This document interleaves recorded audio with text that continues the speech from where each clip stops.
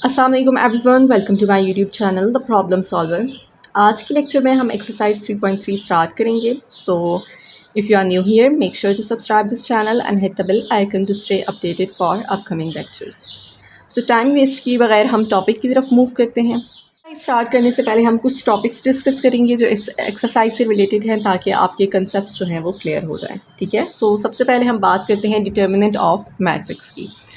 अगर आपके पास कोई भी एक मैट्रिक्स है, लेट्स से ए, ठीक है, एक मैट्रिक्स है आपके पास इस तरह से, square matrix. Okay, square matrix कौन सा होता है? जिसमें नंबर ऑफ़ रोज़ और नंबर ऑफ़ कॉलम्स बराबर होते हैं। तो यहाँ पे 2/2 आपके पास इसका ऑर्डर है, 2 रोज़ और 2 कॉलम्स। ठीक है, 2 रोज़ 2 कॉलम्स, और ये आपके पास एक स्क्वायर मैट्रिक्स है। सो अगर हमने इसका डिटर्मिनेंट फाइंड आउट करना है तो वो किस तरह से होगा? आपने डिटर्मिनेंट का इस तरह से साइन यूज़ करना है। ठीक है, और यहाँ पे भी, ठीक है, ऐसे स्ट्रेट लाइन से आप इसको रिप्रेजेंट करते हैं।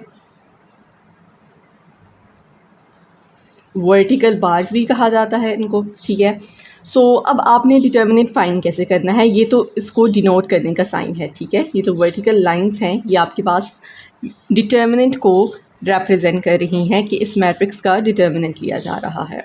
तो आपने सिंपली क्रॉस मल्टीप्लिकेशन करनी है। ओके, तो डिटर्मिनेंट ऑफ ए यहाँ पे किसकी इक्वल होगा? 2 और 2 को मल्टीप्लाई करेंगे, पहले प्राइमरी डायगोनल होगा। ठीक है, हमने ये पहले भी डिस्कस किया था। आपके पास जब स्क्वायर मैट्रिक्स होता है तो उसमें ये जो है ये प्राइमरी डायगोनल है। ठीक है, जो मेन डायगोनल है, और ये आपके पास सेकेंडरी डायगोनल होता है। ठीक है, इसको डायगोनल बोलते हैं ना। आपके पास अगर एक स्क्वायर है इस तरह से, तो जो ऑपोजिट कॉर्नर्स को हम अगर ज्वाइन करते हैं तो ये आपके पास डायगोनल है। तो ये आपके पास मेन या प्राइमरी डायगोनल है और ये सेकेंडरी डायगोनल है। तो पहले प्राइमरी डायगोनल को आप मल्टीप्लाई करेंगे, 2 और 2 को मल्टीप्लाई करेंगे तो 4, फिर माइनस साइन यूज़ होगा, और फिर सेकेंडरी डायगोनल, तो 1 और 0 को मल्टीप्लाई करें तो 0, and that is equal to 4। Okay, I hope it's clear. अब हम बात करते हैं नेक्स्ट सिंगुलर और नॉन सिंगुलर मैट्रिक्स की। सो अभी हमने बात की थी डिटर्मिनेंट ऑफ मैट्रिक्स की, तो ये इसी से रिलेटेड है। ठीक है, सिंगुलर मैट्रिक्स कौन सा होगा कि जब आप उसका डिटर्मिनेंट फाइंड करते हैं। ठीक है, एक मैट्रिक्स है, उसका आपने डिटर्मिनेंट फाइंड किया और आंसर अगर 0 आ जाए, जिस तरह यहाँ पे 4 था। ठीक है, तो आंसर अगर आपके पास 0 हो तो वो सिंगुलर मैट्रिक्स होगा, और अगर आपके पास आंसर 0 के इक्वल ना हो, ठीक है, 0 ना हो और कोई भी नंबर हो सकता है, तो वो आपके पास नॉन सिंगुलर मैट्रिक्स होगा। जिस तरह से यहाँ पे इसका डिटर्मिनेंट 4 है, तो ये अब कौन सा मैट्रिक्स होगा? नॉन सिंगुलर मैट्रिक्स होगा। ठीक है, अब इसके बाद हम बात करते हैं एडजॉइंट की। सो एडजॉइंट ऑफ अ मैट्रिक्स क्या है? हम यही मैट्रिक्स, ठीक है, ले लेते हैं एग्जाम्पल के तौर पर। अगर हमने एडजॉइंट फाइंड करना है मैट्रिक्स ए का, सबसे पहले हमने ये मैट्रिक्स लिखना है। ठीक है, अब हमने इसका एडजॉइंट फाइंड करना है, तो वो किस तरह से होगा? एडजॉइंट ऑफ ए, इस तरह से आपने इसको रिप्रेजेंट करना होता है। ठीक है, अब इस मैट्रिक्स का एडजॉइंट किस तरह से हम लेंगे? ठीक है, ये आपके पास मैट्रिक्स है, इसका एडजॉइंट क्या होगा? आपने क्या करना होता है, ये जो प्राइमरी डायगोनल में एलिमेंट्स होते हैं, ठीक है, ये मेन डायगोनल में इनको इंटरचेंज करना होता है। अब यहाँ पे सेम एलिमेंट है, मतलब कि ये एलिमेंट यहाँ आ जाएगा और ये यहाँ पे, तो यहाँ पे अब सेम एलिमेंट है तो 2 यहाँ पे चला जाएगा और ये इधर, तो ये तो ऐसे ही आ जाएगा। और जो सेकेंडरी डायगोनल होता है उसके एलिमेंट्स जो होते हैं उनका साइन चेंज करना होता है। अगर पॉजिटिव है तो नेगेटिव, और नेगेटिव है तो पॉजिटिव। तो 1 का हम साइन चेंज करेंगे, -1 हो जाएगा, और 0 न्यूट्रल होता है। ठीक है, तो ये इस तरह से एडजॉइंट आ जाएगा इस मैट्रिक्स ए का। Let's take another example. अगर हमारे पास एक मैट्रिक्स है बी, ठीक है, इस तरह से, तो आपने क्या करना है, अब वैल्यूज़ में चेंज कर लेती हूँ ताकि आपको ज़्यादा अच्छे से क्लियर हो जाए। सो एडजॉइंट हमने लेना है इस मैट्रिक्स बी का। ठीक है, तो एडजॉइंट ऑफ बी किस तरह से होगा? प्राइमरी डायगोनल में जो एलिमेंट्स हैं इनकी पोजीशन चेंज करेंगे। ठीक है, 4 यहाँ पे आ जाएगा और -2 यहाँ पे। सेकेंडरी डायगोनल में जो एलिमेंट्स हैं इनका साइन चेंज हो जाएगा, +3 है तो नेगेटिव हो जाएगा, और -5 है तो पॉजिटिव हो जाएगा। सो ये आपके पास एडजॉइंट है किसी भी मैट्रिक्स का। ठीक है, इस तरह से आप एडजॉइंट लेते हैं। प्राइमरी डायगोनल में जो एलिमेंट्स हैं उनकी पोजीशन चेंज कर दें, सेकेंडरी डायगोनल में जो एलिमेंट्स हैं उनका साइन चेंज कर लें। अब हम बात करते हैं multiplicative inverse of a matrix की, ठीक है। सो मल्टीप्लिकेटिव इन्वर्स क्या होगा मैट्रिक्स का? हमने एडिटिव इन्वर्स पढ़ा है, ठीक है। मल्टीप्लिकेटिव इन्वर्स भी टॉपिक जो है हमने पहले स्टार्टिंग यूनिट्स में पढ़े हैं ये टॉपिक्स। लेकिन अगर मैट्रिसेस की बात की जाए तो मैट्रिसेस में भी हमने एडिटिव इन्वर्स जो है वो लास्ट एक्सरसाइज में हमने पढ़ा है, ठीक है, क्या होता है। अब जैसे अगर आपके पास बी मैट्रिक्स है और इसका आपने एडिटिव इन्वर्स फाइंड करना था तो आपने क्या करना था, minus B is equal to, यहाँ पे आपने सारे जो नंबर्स हैं एलिमेंट्स हैं उनका साइन चेंज कर लेना था। एडिटिव इन्वर्स है ना, दैट मीन्स कि आपने उस मैट्रिक्स का नेगेटिव फाइंड करना है। -2 है तो पॉजिटिव हो जाएगा, -5 पॉजिटिव हो जाएगा, +3 -3 हो जाएगा और +4 नेगेटिव हो जाएगा। यह आपके पास एडिटिव इन्वर्स था, ठीक है, कि आपने एलिमेंट्स के साइन चेंज कर दिए। ओके, अब हम बात कर रहे हैं मल्टीप्लिकेटिव इन्वर्स की, जो कि मैट्रिक्स का मल्टीप्लिकेटिव इन्वर्स होगा। तो देखिए, अगर आपके पास कोई भी एक नंबर है, लेट्स सपोज 3, तो उसका मल्टीप्लिकेटिव इन्वर्स क्या होगा, 1/3 होगा ना, ताकि जब हम इनको मल्टीप्लाई करें तो आंसर क्या आए, 1, जिसको मल्टीप्लिकेटिव आइडेंटिटी भी कहा जाता है, राइट। तो अब multiplicative inverse of a matrix क्या होगा? अगर आपके पास कोई भी एक मैट्रिक्स है ए, तो उसका मल्टीप्लिकेटिव इन्वर्स होगा A inverse. Okay, multiplicative inverse को किस तरह से लिखा जाता है, ए और उसके ऊपर एक -1 जो हम एक्सपोनेंट में लिखते हैं। अब आप इसको इस तरह भी समझ सकते हैं, ठीक है, कि ए इन्वर्स का क्या मतलब है। आपके पास अगर ए इन्वर्स है तो हम क्या करते होते हैं, अगर आपके पास कोई भी नेगेटिव पावर हो तो हम क्या करते हैं, पॉजिटिव करने के लिए उसको डिनोमिनेटर में शिफ्ट कर लेते हैं। तो अभी यहाँ पे 1 रह जाएगा और 2 की पावर क्या हो जाएगी, +1 हो जाएगी। इसी तरह से अगर ए इन्वर्स है तो हम कह सकते हैं कि यहाँ डिनोमिनेटर में, अब न्यूमरेटर में 1 रह जाएगा, ठीक है, क्योंकि ए इन्वर्स जब हम यहाँ पे शिफ्ट करेंगे तो इसकी पावर क्या हो जाएगी, +1। तो यहाँ पे क्या रह गया है, अब सिर्फ 1 रह गया है, क्योंकि इसको हम लिख सकते हैं ना, 1 को ए इन्वर्स से मल्टीप्लाई करें तो ए इन्वर्स ही आएगा। अब ए इन्वर्स को जब हम डिनोमिनेटर में शिफ्ट कर रहे हैं तो यहाँ पे सिर्फ 1 रह जाएगा, ठीक है। तो अब ये आपके पास ए का इन्वर्स है, ठीक है। ए का इन्वर्स क्या है, 1/a। तो आप अगर इनको मल्टीप्लाई करें तो ये कैंसिल हो जाएगा और आंसर 1 आ जाएगा, ठीक है। ये सिर्फ मैं आपको समझा रही हूँ कि इस तरह से आपने इस चीज़ को समझ लेना है कि ए इन्वर्स हम इस तरह से लिखते हैं कि इनको अगर मल्टीप्लाई करें तो आंसर 1 आ रहा है। लेकिन अब अगर वाकई में इनको मल्टीप्लाई करें, ए और ए इन्वर्स को अगर हम मल्टीप्लाई करें तो क्या आंसर 1 आएगा? नो, मैट्रिक्स की बात हो रही है, ठीक है ना। अगर नंबर और उसके इन्वर्स को मल्टीप्लाई करें, 4 और उसके इन्वर्स को मल्टीप्लाई करें तो आंसर 1 आएगा। तो अगर हम ए और ए इन्वर्स को भी मल्टीप्लाई करें तो हमारे पास ये जो आइडेंटिटी है जिसको हम कहते हैं मल्टीप्लिकेटिव आइडेंटिटी, 1 ही आना चाहिए ना। लेकिन जब मैट्रिक्स की बात हो रही है तो ए और ए इन्वर्स को जब हम मल्टीप्लाई करते हैं तो आपके पास आइडेंटिटी मैट्रिक्स आता है आंसर में। आइडेंटिटी मैट्रिक्स हमने पढ़ा है ना, ठीक है, वो क्या होता है, इस तरह से, राइट। तो आपने ये चीज़ अब माइंड में रखनी है कि जिस तरह अगर आप किसी भी नंबर और उसके इन्वर्स को, मल्टीप्लिकेटिव इन्वर्स को मल्टीप्लाई करें तो आंसर 1 होता है, इसी तरह से अगर किसी मैट्रिक्स को और उसके इन्वर्स को हम मल्टीप्लाई करेंगे तो हमें आंसर में आइडेंटिटी मैट्रिक्स मिलेगा, ठीक है। I hope it's clear. अब हम बात करते हैं कि मल्टीप्लिकेटिव इन्वर्स फाइंड कैसे किया जाता है, ठीक है। आपके पास अगर ए मैट्रिक्स गिवन है और उसका इन्वर्स फाइंड करना है तो उसका फार्मूला क्या है आपके पास, adjoint of A divided by determinant of A. Simple सा फार्मूला है और ये चीज़ एडजॉइंट भी और डिटर्मिनेंट भी हम अभी डिस्कस कर चुके हैं कि ये किस तरह से फाइंड किया जाता है। ओके, तो आपने एडजॉइंट फाइंड करना होता है, डिटर्मिनेंट फाइंड करना होता है, फिर उनको डिवाइड करना है तो आपके पास ए इन्वर्स की वैल्यू आ जाएगी। वन मोर थिंग कि जब आप ए इन्वर्स फाइंड करते हैं, ठीक है, तो उसके लिए आपको 2 चीज़ें रिक्वायर होती हैं, एडजॉइंट ऑफ ए और डिटर्मिनेंट ऑफ ए, राइट। तो सबसे पहले हम क्या करते हैं, ए इन्वर्स फाइंड करने के लिए डिटर्मिनेंट ऑफ ए फाइंड करते हैं। अगर वो आपके पास 0 हो तो वो कौन सा मैट्रिक्स होगा, सिंगुलर होगा, ठीक है। अगर आपके पास डिटर्मिनेंट 0 आ जाए तो आप उसका इन्वर्स फाइंड नहीं कर सकते, उसका इन्वर्स एग्जिस्ट ही नहीं करता। क्यों नहीं करता, अब देखें, क्योंकि आप एडजॉइंट ऑफ ए की जगह तो यहाँ पे जो भी वैल्यू होगी, जो भी मैट्रिक्स होगा वो लिख लेंगे, divided by determinant of A है, तो अगर वो ज़ीरो है तो यहाँ पे जब हम ज़ीरो लिखेंगे तो किसी भी नंबर को ज़ीरो से डिवाइड करें तो वो आपके पास क्या होता है, अनडिफाइंड होता है। सो ये चीज़ आपने माइंड में रखनी है कि जब भी आप मल्टीप्लिकेटिव इन्वर्स फाइंड आउट करेंगे तो पहले आपने डिटर्मिनेंट ऑफ ए फाइंड करना है। अगर वो ज़ीरो आ गया, ठीक है, आंसर अगर उसका ज़ीरो हुआ, आपने वहीं पे क्वेश्चन को स्टॉप कर देना है and you have to mention कि मल्टीप्लिकेटिव इन्वर्स एग्जिस्ट नहीं करता, ओके। लेकिन अगर आपके पास determinant of A is not equal to zero है, ठीक है, दैट मीन्स कि वो नॉन सिंगुलर मैट्रिक्स है, तो वो आपके पास फिर क्या होगा, इन्वर्स मल्टीप्लिकेटिव इन्वर्स उसका एग्जिस्ट करेगा और आप क्वेश्चन को कंटिन्यू करेंगे, ओके। सो ये चीज़ें आपने माइंड में रखनी है। और यहाँ पे भी आपने देख लेना है कि अगर फिर उसका मल्टीप्लिकेटिव इन्वर्स एग्जिस्ट करता है तो अगर ए मैट्रिक्स और उसके इन्वर्स को हम मल्टीप्लाई करेंगे तो वो आपके पास किसके इक्वल होगा, आइडेंटिटी मैट्रिक्स को, और आइडेंटिटी मैट्रिक्स को रिप्रेजेंट किया जाता है आई से, ठीक है। सो आई होप कि ये बेसिक चीज़ें आपको क्लियर हो चुकी हैं। अब हम एक्सरसाइज की तरफ मूव करते हैं और क्वेश्चन सॉल्व करते हैं।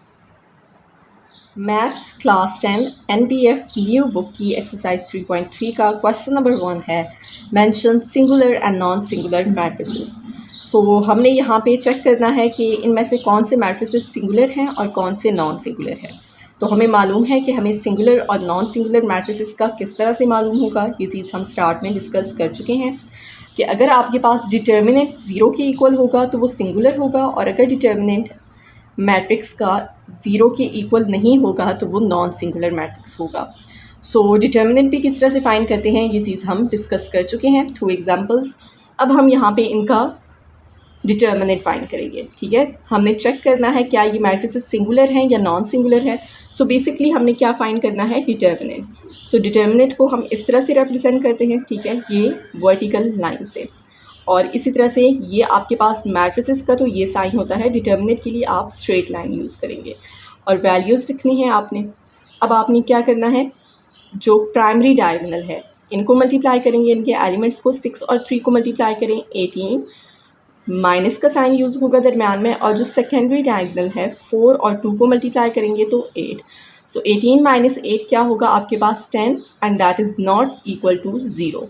तो अब ये क्योंकि ज़ीरो के इक्वल नहीं है, डिटर्मिनेंट ऑफ ए क्या है आपके पास 10, जो ज़ीरो के इक्वल नहीं है, तो ये आपके पास नॉन सिंगुलर मैट्रिक्स होगा। अब बी मैट्रिक्स की बात करें तो यहाँ पे भी सबसे पहले हमने क्या करना है, इसका डिटर्मिनेंट फाइंड करना है। तो यहाँ पे हम इस तरह से डिटर्मिनेंट को रिप्रेजेंट करते हैं, ठीक है, वर्टिकल बार से। तो अब हमने क्या करना है, क्रॉस मल्टीप्लिकेशन। प्राइमरी डायगोनल के एलिमेंट्स को मल्टीप्लाई करेंगे, -5 और 4 को मल्टीप्लाई करें तो -20, दरम्यान में माइनस का साइन यूज़ होगा, और फिर सेकेंडरी डायगोनल के एलिमेंट्स को मल्टीप्लाई करेंगे, 7 और -9 को मल्टीप्लाई करें सो -63। तो -20 और माइनस माइनस प्लस हो जाएगा, ठीक है, -20 + 63। तो इसको अगर हम सॉल्व करें तो that will be equal to 43, and that is not equal to zero. 43 zero के इक्वल नहीं है, तो ये आपके पास नॉन सिंगुलर मैट्रिक्स हो जाएगा। अब सी मैट्रिक्स है। सो सबसे पहले हम इसका डिटर्मिनेंट फाइंड करते हैं और फिर चेक करते हैं कि क्या ये सिंगुलर मैट्रिक्स है या फिर नॉन सिंगुलर मैट्रिक्स है। 9 और 4 को मल्टीप्लाई करेंगे, क्या आ जाएगा आपके पास 36, माइनस साइन यूज़ होगा, 18 और 2 को मल्टीप्लाई करें 36, तो ये आपके पास 0 है। तो दैट मीन्स कि ये आपके पास सिंगुलर मैट्रिक्स है। अब उसके बाद बात करें डी मैट्रिक्स की, तो यहाँ पे आपके पास नंबर्स नहीं हैं, यहाँ पे ये वेरिएबल्स यूज़ हो रहे हैं, लेकिन सिंपल उसी तरह से आपने इसको सॉल्व करना होगा, ठीक है, कंफ्यूज नहीं होना आपने।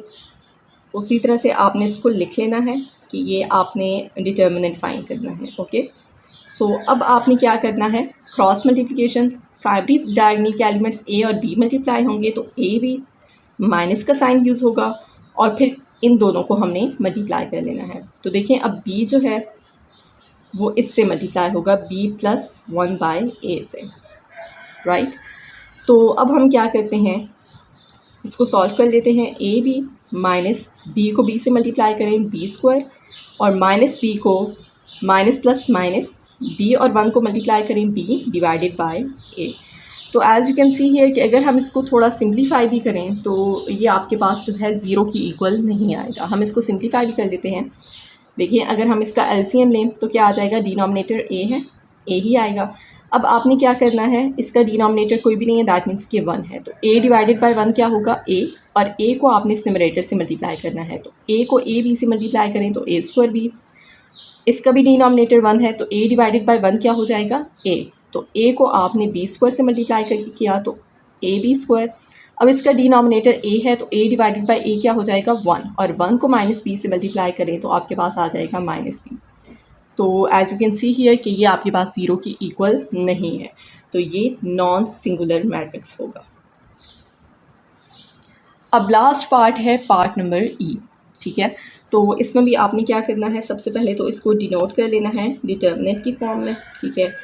और अब यहाँ पे आपके पास कंडीशन गिवन है कि a ज़ीरो के इक्वल नहीं है और b इक्वल है d के। दैट मीन्स कि अगर b इक्वल है d के तो हम b की जगह d लिख लेंगे या d की जगह b लिख लेंगे, क्योंकि ये दोनों इक्वल है। ओके, तो पहले हम इनको मल्टीप्लाई करते हैं। a मल्टीप्लाई होगा d प्लस c से, माइनस साइन यूज़ होगा, और b प्लस c मल्टीप्लाई हो जाएगा a से। ओके, तो अब आपने क्या करना है, इनको सॉल्व कर लेना है। a और d को मल्टीप्लाई करें तो a d, a और c को मल्टीप्लाई करें a c। अब a को मल्टीप्लाई करना है b से, ठीक है, तो a b हो जाएगा और माइनस प्लस माइनस। a और c को मल्टीप्लाई करें तो a c और माइनस प्लस माइनस। अब हमें मालूम है कि b इक्वल है d के, क्वेश्चन में गिवन है, तो हम क्या करेंगे, d की जगह क्या लिख लेते हैं, b, क्योंकि वो b के इक्वल है। तो a b plus a c minus A B, बाकी वैल्यूज़ एज इट इज़ आएंगी। तो देखें ए सी माइनस ए सी कैंसिल हो जाएगा, A B minus A B cancel हो जाएगा। सो आंसर क्या है, ज़ीरो। तो ये आपके पास सिंगुलर मैट्रिक्स होगा। अब पार्ट नंबर बी है क्वेश्चन नंबर 1 का कि if determinant of p is equal to 9 and p is equal to this matrix, find the value of k।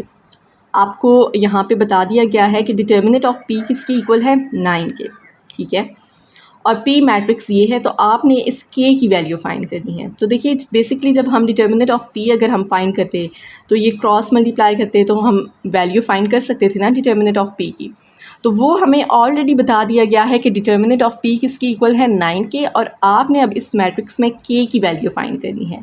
That means कि यहाँ पे k की क्या वैल्यू हो, ठीक है, k की क्या वैल्यू होगी कि इस मैट्रिक्स का हम डिटर्मिनेंट फाइंड करेंगे तो आंसर 9 ही आएगा। ओके, सो हम क्या करते हैं, इसका डिटर्मिनेंट फाइंड करते हैं। Determinant of p is equal to, determinant की फॉर्म में लिखेंगे।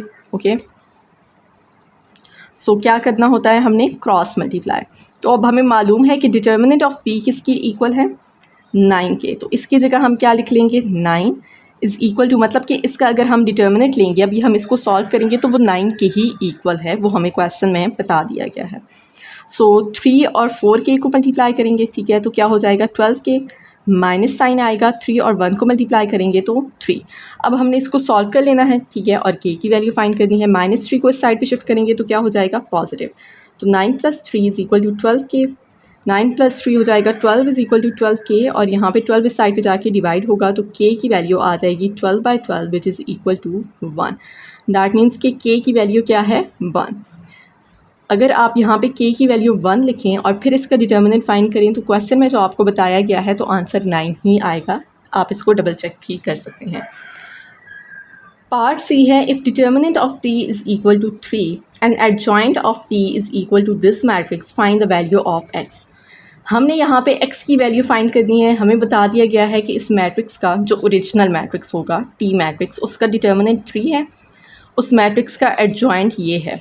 ओके, और हमने x की वैल्यू फाइंड करनी है।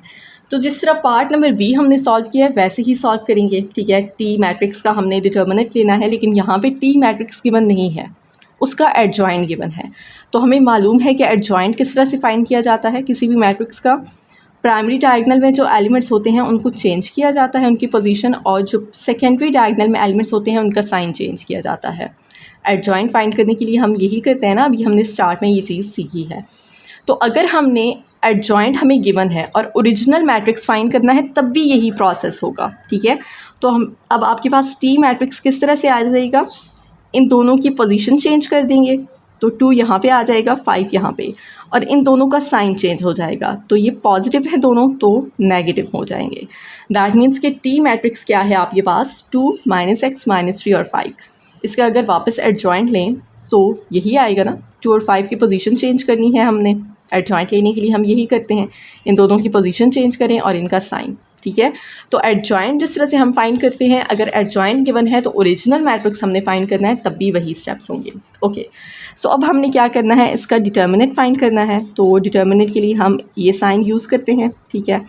अब आपने क्या करना है, डिटर्मिनेंट ऑफ टी हमें मालूम है किसके इक्वल है, क्वेश्चन में हमें बता दिया गया है 3 के। तो यहाँ पे हम लिख लेंगे 3 इज़ इक्वल टू, अब हम इसको सॉल्व करेंगे तो क्रॉस मल्टीप्लाई होगा, 2 5 से मल्टीप्लाई होगा 10, दरम्यान में माइनस का साइन आएगा और ये मल्टीप्लाई हो जाएगा -x -3 से, तो माइनस माइनस प्लस, और 3 और x को मल्टीप्लाई करें तो 3x। अब आपने क्या करना है, ये 10 को भी इसी साइड पे हम शिफ्ट कर लेते हैं, तो आपके पास 3 - 10 इज़ इक्वल टू -3x। अब 3 - 10 क्या हो जाएगा, -7 इज़ इक्वल टू -3x, और -3 यहाँ पे मल्टीप्लाई हो रहा है, इस साइड पे जाके डिवाइड हो जाएगा। तो आपके पास हो जाएगा -7 divided by -3 is equal to x, minus minus plus, तो x की वैल्यू क्या है हमारे पास 7/3। ओके, तो दैट मीन्स कि अगर यहाँ पे आप ओरिजिनल मैट्रिक्स में x की जगह पे 7/3 लिख के इसको सॉल्व करें, इसका डिटर्मिनेंट फाइंड करें, तो आंसर आपके पास 3 ही आएगा। And you should check it, इस तरह से आपका जो मैथ्स की नॉलेज है वो ज़्यादा जो है ना इम्प्रूव होगी, इन्हांस होगी। सो अब हम नेक्स्ट क्वेश्चन की तरफ चलते हैं। नंबर 2 है part A, find the multiplicative inverse of these matrices if possible.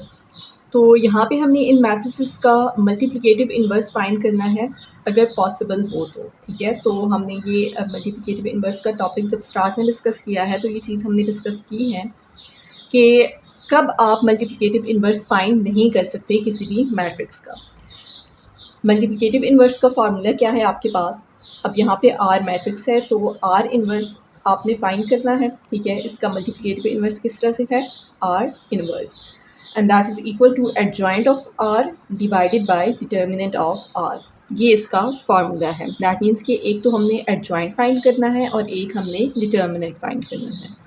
सो अगर आपके पास डिटर्मिनेंट 0 के इक्वल आ जाता है तो फिर इसका इन्वर्स एग्जिस्ट नहीं करेगा, फिर हम इसका इन्वर्स नहीं फाइंड कर सकते। तो एडजॉइंट ऑफ आर यहाँ पे कोई भी मैट्रिक्स आ जाएगा, डिवाइडेड बाय अगर डिटर्मिनेंट आर 0 होता है तो यहाँ पे जब 0 हम लिखेंगे तो क्या हो जाएगा, किसी भी मैट्रिक्स को, किसी भी नंबर को हम 0 से डिवाइड करेंगे तो वो अनडिफाइंड होता है, ठीक है। तो दैट मीन्स कि इसका इन्वर्स एग्जिस्ट ही नहीं करेगा। तो ये चीज़ आपने माइंड में रखनी है। दूसरी चीज़ क्या है कि मैट्रिक्स जब आप जिसका इन्वर्स फाइंड कर रहे हैं वो स्क्वायर मैट्रिक्स होना चाहिए, ठीक है। दैट मीन्स कि नंबर ऑफ़ रोज़ और नंबर ऑफ़ कॉलम्स आपके पास बराबर होने चाहिए, ठीक है। तभी आप उस मैट्रिक्स का इन्वर्स जो है मल्टीप्लिकेटिव इन्वर्स फाइंड कर सकते हैं। ओके, सो सबसे पहले है आपके पास आर मैट्रिक्स। तो इसके लिए हमने क्या करना है, अब इसका multiplicative inverse R inverse find करना है, तो उसके लिए हमें एडजॉइंट आर चाहिए है और डिटर्मिनेंट ऑफ आर। तो सबसे पहले हम डिटर्मिनेंट ऑफ आर फाइंड करेंगे। अगर ये 0 के इक्वल हुआ तो दैट मीन्स कि क्वेश्चन वहीं पे ख़त्म हो जाएगा, इन्वर्स एग्जिस्ट नहीं करेगा। लेकिन अगर ये आर डिटर्मिनेंट ऑफ आर 0 के इक्वल ना हुआ तो फिर हम इसको मज़ीद सॉल्व करेंगे। सो डिटर्मिनेंट ऑफ आर हम फाइंड करते हैं, और किस तरह से फाइंड किया जाता है, प्राइमरी डायगोनल के एलिमेंट्स को मल्टीप्लाई करेंगे 4 और 2 को, तो 8 माइनस का साइन आएगा, और फिर सेकेंडरी डायगोनल के एलिमेंट्स को मल्टीप्लाई करेंगे तो -1 और -6 को मल्टीप्लाई करें तो क्या हो जाएगा, +6। तो 8 - 6 क्या है आपके पास 2। तो अब देखें डिटर्मिनेंट ऑफ आर 0 के इक्वल नहीं है, ठीक है। दैट मीन्स कि आप अब इसको मज़ीद सॉल्व कर सकते हैं। डिटर्मिनेंट ऑफ आर हमने फाइंड कर लिया है, अब एडजॉइंट फाइंड करेंगे, ठीक है। एडजॉइंट ऑफ आर, इस मैट्रिक्स का हमने एडजॉइंट फाइंड करना है। तो एडजॉइंट किस तरह से फाइंड किया जाता है, प्राइमरी डायगोनल के एलिमेंट्स की पोजीशन चेंज कर दी जाती है। 2 यहाँ पे आ जाएगा और 4 यहाँ पे, और जो सेकेंडरी डायगोनल के एलिमेंट्स हैं उनका साइन चेंज किया जाता है। दोनों नेगेटिव है तो यहाँ पे दोनों पॉजिटिव हो जाएंगे। ओके, सो अब हमारे पास ये जो फार्मूला है R inverse is equal to adjoint R divided by determinant of R, यहाँ पे हम वैल्यूज सब्स्टिट्यूट करेंगे। यहाँ पे adjoint R divided by determinant of R, तो आर इन्वर्स हो जाएगा हमारे पास एडजॉइंट ऑफ आर, मैट्रिक्स लिखेंगे हम, divided by determinant of R है, ठीक है। तो डिटर्मिनेंट की वैल्यू हमने क्या फाइंड की है, 2। तो अब आपने जब इसको डिवाइड करना है तो दैट मीन्स कि इस मैट्रिक्स में जितने भी एलिमेंट्स हैं 2 के साथ डिवाइड हो जाएंगे, ठीक है। सो 2/2, 1/2, 6/2 और 4/2। तो R इन्वर्स आ जाएगा हमारे पास 2/2 हो जाएगा 1, 6/2 हो जाएगा 3 और ये 1/2 एज इट इज़ आ जाएगा और 4/2 हो जाएगा आपके पास 2 और ये इसका आंसर होगा। है एस मैट्रिक्स। तो यहाँ पे आप देख सकते हैं कि नंबर ऑफ़ रोज़ क्या है आपके पास 2 और नंबर ऑफ़ कॉलम्स क्या हैं 1। तो इसका ऑर्डर क्या है 2/1। ये आपके पास स्क्वायर मैट्रिक्स नहीं है। स्क्वायर मैट्रिक्स कौन सा होता है जिसमें नंबर ऑफ़ रोज़ और कॉलम्स बराबर होते हैं, जिस तरह से आर मैट्रिक्स था। तो अब क्योंकि ये स्क्वायर मैट्रिक्स नहीं है तो इसका मल्टीप्लिकेटिव इन्वर्स एग्जिस्ट नहीं करता। Multiplicative inverse does not exist, okay, of S does not exist. ये चीज़ आपने मेंशन कर लेनी है। तो ये 2 पॉइंट्स आपने माइंड में रखने हैं। एक तो स्क्वायर मैट्रिक्स होना चाहिए तभी आप मल्टीप्लिकेटिव इन्वर्स फाइंड कर सकते हैं, और एक जो है डिटर्मिनेंट उस मैट्रिक्स का 0 के इक्वल नहीं होना चाहिए, तभी उसका मल्टीप्लिकेटिव इन्वर्स एग्जिस्ट करेगा। हमारे पास टी मैट्रिक्स गिवन है, ठीक है। तो सबसे पहले हमने क्या करना है, इसका फार्मूला देख लेना है कि टी इन्वर्स किसके इक्वल है, adjoint of T divided by determinant of T, ठीक है। तो ये चीज़ें हमने फाइंड करनी है। तो सबसे पहले हम क्या फाइंड करेंगे, डिटर्मिनेंट ऑफ टी। तो यहाँ पे आपके पास डिटर्मिनेंट का साइन यूज़ होगा ये वर्टिकल बार्स, ठीक है। डिटर्मिनेंट ऑफ टी पहले हम इसलिए फाइंड करते हैं क्योंकि अगर ये 0 के इक्वल आ गया तो क्वेश्चन यहीं पे स्टॉप हो जाएगा, ठीक है। तो सबसे पहले हम प्राइमरी डायगोनल के एलिमेंट्स को मल्टीप्लाई करेंगे। 25 और 4 को मल्टीप्लाई करें 100, -2 और 50 को मल्टीप्लाई करें 100। तो अब देखें डिटर्मिनेंट ऑफ टी हमारे पास किसकी इक्वल है, 0 के। तो अगर आप इसका एडजॉइंट अब फाइंड भी करें और फिर इसको डिवाइड भी करें, यहाँ पे कोई भी मैट्रिक्स होगा डिवाइडेड बाय 0 जब करेंगे तो वो एग्जिस्ट ही नहीं करेगा। तो जब डिटर्मिनेंट ऑफ टी 0 है तो आपको एडजॉइंट फाइंड करने की ज़रूरत ही नहीं है। यहीं पे आपने लिख लेना है कि टी इन्वर्स, इसका इन्वर्स जो है मल्टीप्लिकेटिव इन्वर्स एग्जिस्ट नहीं करता। तो ये क्वेश्चन यहीं पे ख़त्म हो जाएगा। अब नेक्स्ट जो है हमारे पास यू मैट्रिक्स, उसको सॉल्व करते हैं। यू मैट्रिक्स है और यहाँ पे हमें कंडीशन भी बता दी गई है कि x इक्वल है y के, ठीक है। दैट मीन्स कि जहाँ पे x है या तो हम वहाँ पे y लिख देंगे या फिर जहाँ पे y है वहाँ पे x लिख देंगे, ठीक है। सो सबसे पहले हमने इसका इन्वर्स फाइंड करना है। तो यू इन्वर्स का फार्मूला आपने नोट कर लेना है, जो क्या होगा, adjoint of you divided by determinant of you. तो सबसे पहले हम डिटर्मिनेंट फाइंड करते हैं, ठीक है। सो x और y की जगह आप लिख लें x प्लस 1 और इसी तरह से यहाँ पे भी y की जगह पे लिख लें x प्लस 1। क्यों? क्योंकि आपके पास गिवन है x इक्वल है y के, तो जहाँ पे y था वहाँ पे आपने x लिख लेना है।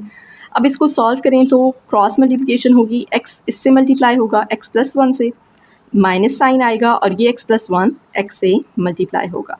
तो अब हम इसको सॉल्व करते हैं।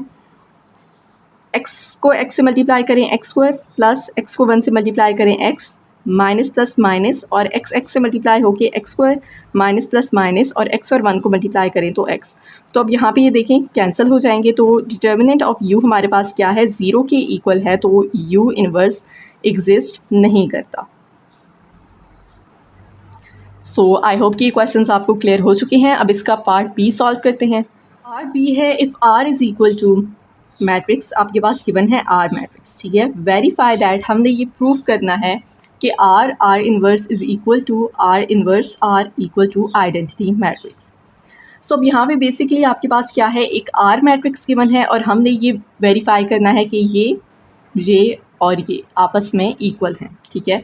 सो ये चीज़ मैंने आपको पहले बताई है कि जब हम मैट्रिसेस की मल्टीप्लिकेटिव इन्वर्स की बात कर रहे थे कि आपके पास देखें R मैट्रिक्स है तो उसका इन्वर्स क्या है, मल्टीप्लिकेटिव इन्वर्स R इन्वर्स होगा, ठीक है। तो जब भी आप किसी भी नंबर और उसके मल्टीप्लिकेटिव इन्वर्स को, जैसे 2 है और 1/2, उसको मल्टीप्लाई करते हैं तो आंसर क्या है, 1, राइट। तो अगर आप किसी भी मैट्रिक्स लेट्स से R, उसके इन्वर्स को मल्टीप्लाई करते हैं तो आंसर किसकी इक्वल होता है, आइडेंटिटी मैट्रिक्स के, जो क्या है आपके पास 1 0 0 1, ठीक है। जब भी आप एक मैट्रिक्स को और उसके इन्वर्स को मल्टीप्लाई करते हैं आंसर आइडेंटिटी मैट्रिक्स आएगा। चाहे आप R मैट्रिक्स को R इन्वर्स से फाइंड करें, मतलब R मैट्रिक्स पहले लिखें और R इन्वर्स बाद में, या R इन्वर्स को पहले लिखें और R को बाद में और उनको मल्टीप्लाई करें। सो सेम चीज़ यहीं पे हमने वेरीफाई करनी है कि एक मैट्रिक्स है R, उसके इन्वर्स को मल्टीप्लाई करें या फिर इन्वर्स को पहले लिखें और मैट्रिक्स को बाद में, और उनको मल्टीप्लाई करें तो आंसर आपके पास आई, दैट मीन्स कि ये मैट्रिक्स आएगा। ठीक है, जब भी आई लिखा हुआ होगा ना, आपके माइंड में आ जाना चाहिए कि ये आइडेंटिटी मैट्रिक्स की बात हो रही है। ओके, सो अब हमने क्या करना है, देखना है कि यहाँ पे हमारे पास देखिए आर और आर इन्वर्स है, यहाँ पे भी आर इन्वर्स आर मल्टीप्लाई हो रहे हैं। तो आर मैट्रिक्स तो गिवन है, आर इन्वर्स गिवन नहीं है। सो सबसे पहले अब हमने काम क्या करना है, आर इन्वर्स फाइंड करना है। तो आर इन्वर्स हमारे पास किसकी इक्वल है, उसका फार्मूला क्या है, adjoint of R, that means कि इस मैट्रिक्स का एडजॉइंट लेंगे और डिटर्मिनेंट ऑफ आर, राइट। तो सबसे पहले हम क्या करते हैं, डिटर्मिनेंट फाइंड करते हैं। तो डिटर्मिनेंट ऑफ आर हम जब फाइंड करेंगे तो क्या करना है, हमने क्रॉस मल्टीप्लिकेशन करनी है। 4 और 2 को मल्टीप्लाई करेंगे 8 माइनस साइन, और 1 और -6 को मल्टीप्लाई करें तो -6। ठीक है, तो माइनस माइनस प्लस हो जाएगा, 8 + 6 क्या हो जाएगा 14। तो अब ये आपके पास 0 की इक्वल नहीं है। डिटर्मिनेंट ऑफ आर क्या है, आपके पास 14 है। तो दैट मीन्स कि इसका मल्टीप्लिकेटिव इन्वर्स एग्जिस्ट करता है, राइट। तो अब हमने इसका एडजॉइंट फाइंड कर लेना है। एडजॉइंट ऑफ आर क्या हो जाएगा, आपके पास जो आर मैट्रिक्स गिवन है, ठीक है, उसमें जो प्राइमरी डायगोनल होता है, ये आपके पास प्राइमरी डायगोनल है, इनकी पोजीशन चेंज हो जाएगी। 2 यहाँ पे आ जाएगा और 4 यहाँ पे। सो इस तरह से, ठीक है। और जो सेकेंडरी डायगोनल है, ये आपके पास जो है, इनका साइन चेंज हो जाएगा। तो ये पॉजिटिव है नेगेटिव हो जाएगा, और नेगेटिव पॉजिटिव हो जाएगा। तो इस तरह से आपने एडजॉइंट भी फाइंड कर लिया है। अब हमने क्या करना है, जो हमारे पास आर इन्वर्स का फार्मूला है, इसमें वैल्यू सब्स्टिट्यूट कर लेंगे। एडजॉइंट ऑफ आर की जगह ये मैट्रिक्स लिख लेंगे और डिटर्मिनेंट ऑफ आर की जगह इसकी वैल्यू। तो आर इन्वर्स क्या हो जाएगा आपके पास, एडजॉइंट आर ये मैट्रिक्स लिखेंगे, divided by determinant of R है, तो डिटर्मिनेंट क्या है आपके पास 14। तो अब ये जो 14 है, ये हर एलिमेंट के साथ डिवाइड हो जाएगा। सो 2/14, 6/14, -1/14 और 4/14। तो इसको हम थोड़ा सा और भी सिंप्लीफाई कर सकते हैं, ठीक है। 2 1 टाइम्स 2 एंड 7 टाइम्स 14, इसको नहीं कर सकते। इसी तरह से यहाँ पे 2 3 times 16 and 7 times 14, 2 2 times 4 and 7 times 14। तो आर इन्वर्स क्या आ जाएगा आपके पास, 1/7, 3/7, -1/14 और 2/7। ये आपके पास आर इन्वर्स की का जो है मैट्रिक्स है, ठीक है। अब हमने क्या करना है, आर इन्वर्स फाइंड कर लिया, अब हमने ये वेरीफाई करना है, ठीक है। सो सबसे पहले हम आर और आर इन्वर्स को मल्टीप्लाई कर लेते हैं। आर मैट्रिक्स और आर इन्वर्स मैट्रिक्स हमने लिख लिया है। अब किस तरह से मल्टीप्लाई करते हैं, पहली रो को पहले कॉलम से मल्टीप्लाई करेंगे, ठीक है। जिस तरह से हम मल्टीप्लाई करते आए हैं मैट्रिसेस को, 4 को 1/7 से मल्टीप्लाई करेंगे तो क्या हो जाएगा, डायरेक्टली लिख लेती हूँ 4/7, ठीक है। 4 और 1 इस तरह से मल्टीप्लाई होगा ना, तो 4 और 1 को मल्टीप्लाई करें 4/7, प्लस 1 को मल्टीप्लाई करेंगे 3/7 से, तो क्या आ जाएगा आपके पास 3/7। अब इसी रो को मल्टीप्लाई करना है इस कॉलम से, राइट। तो वो हम यहाँ पे लिखेंगे। 4 को मल्टीप्लाई करेंगे -1/14 से, तो क्या हो जाएगा -4/14। अगर आपको यहाँ पे कन्फ्यूजन होती है या कुछ स्टूडेंट्स को अगर यहाँ पे इशू होता है कि फ्रैक्शंस को मल्टीप्लाई या प्लस माइनस किस तरह से करते हैं, तो आप डायरेक्टली जो है ना कैलकुलेटर भी यूज़ कर सकते हैं। देखिए 4 को अगर हमने मल्टीप्लाई करना है -1/14 से, तो ये किया हम यूज़ करेंगे -1 डिवाइडेड बाय 14, और ये आपके पास देखिए डायरेक्टली -2/7 भी आ जाएगा, ठीक है। सो आप स्टेप बाय स्टेप भी कर सकते हैं, अदरवाइज़ आप डायरेक्टली कैलकुलेटर भी यूज़ कर सकते हैं। प्लस 1 और 2/7 को मल्टीप्लाई करें तो 2/7। अब सेकेंड रो को हमने मल्टीप्लाई करना है फर्स्ट रो से पहले। -6 को 1/7 से मल्टीप्लाई करें तो -6/7, प्लस 2 को 3/7 से मल्टीप्लाई करें 6/7।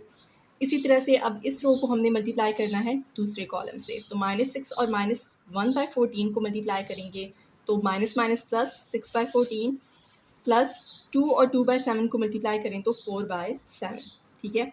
तो अब आप यहाँ पे देख सकते हैं कि दोनों का डिनोमिनेटर 7 है, ठीक है। दोनों का डिनोमिनेटर 7 है, तो वो एज इट इज़ आ जाएगा 7, और न्यूमरेटर्स ऐड हो जाएंगे, तो 4 + 3 क्या हो जाएगा 7/7, विच इज़ इक्वल टू 1। तो हम यहाँ पे डायरेक्टली कैलकुलेटर भी कर लेते हैं, ठीक है, ताकि टाइम भी वेस्ट ना हो और जल्दी से हम इसको सॉल्व कर लें। सो ये की आपने यूज़ करनी है फ्रैक्शन के लिए 4/7, और फिर फिर अगेन इसी की को यूज़ करना है और 3/7, तो ये आपके पास आ जाएगा 1। ओके, इसी तरह से यहाँ पे -6/7 + 6/7 क्या हो जाएगा आपके पास 0 हो जाएगा, और यहाँ पे आपके पास आ जाएगा -4/14 + 2/7। तो इसको भी हम यहीं पे सॉल्व कर लेते हैं, -4 / 14 और plus 2/7, so that is equal to 0। और 6/14 + 4/7, तो 6/14 + 4/7 and that is equal to 1। तो अब ये आपके पास किसकी वैल्यू है, r × r इनवर्स की, ठीक है। अब हम फाइंड करते हैं, दैट मीन्स कि देखें r मैट्रिक्स और उसके मल्टीप्लिकेटिव इनवर्स को मल्टीप्लाई किया है तो आपके पास किसके इक्वल है, आइडेंटिटी मैट्रिक्स के इक्वल है। अब हम मल्टीप्लाई करते हैं r इनवर्स को r से, ठीक है। दैट मीन्स कि r इनवर्स मैट्रिक्स पहले लिखेंगे और r बाद में लिखेंगे और फिर हम उनको मल्टीप्लाई करेंगे, r इनवर्स पहले और r बाद में। तो r इनवर्स है हमारे पास 1/7, 3/7, -1/14 और 2/7 मल्टीप्लाई बाय 4, -6, 1 और 2। तो इनको अब हमने मल्टीप्लाई करना है इस रो को पहले कॉलम से, ठीक है। तो 1/7 को 4 से मल्टीप्लाई करेंगे तो क्या आ जाएगा आपके पास 4/7। इसी तरह से -1/14 को -6 से मल्टीप्लाई करेंगे तो माइनस माइनस प्लस, 1/14 को 6 से मल्टीप्लाई करें 6/14। अब इसी रो को हमने मल्टीप्लाई करना है दूसरे कॉलम से, तो 1/7 को 1 से मल्टीप्लाई करें 1/7 प्लस -1/14 को 2 से मल्टीप्लाई करेंगे तो प्लस माइनस माइनस, और 1/14 को 2 से मल्टीप्लाई करें तो 2/14, और उसके बाद दूसरी रो को हमने मल्टीप्लाई करना है फर्स्ट कॉलम से, 3/7 को 4 से मल्टीप्लाई करेंगे, ठीक है। तो 3 और 4 मल्टीप्लाई होकर क्या हो जाएगा आपके पास, देखें इस तरह से होगा 3/7 मल्टीप्लाई बाय 14, तो 3 और 4 को मल्टीप्लाई करें 12 / 7।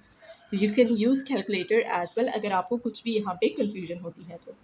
प्लस 2/7 को -6 से मल्टीप्लाई करेंगे तो 2 और -6 मल्टीप्लाई होंगे तो -12 / 7। अब इस रो को हमने मल्टीप्लाई करना है इस कॉलम से, तो 3/7 को 1 से मल्टीप्लाई करें 3/7 प्लस 2/7 को 2 से मल्टीप्लाई करें तो 4/7। अब हम यहाँ पे जल्दी से कैलकुलेटर के ज़रिए कैलकुलेशन कर लेते हैं, ठीक है। तो 4/7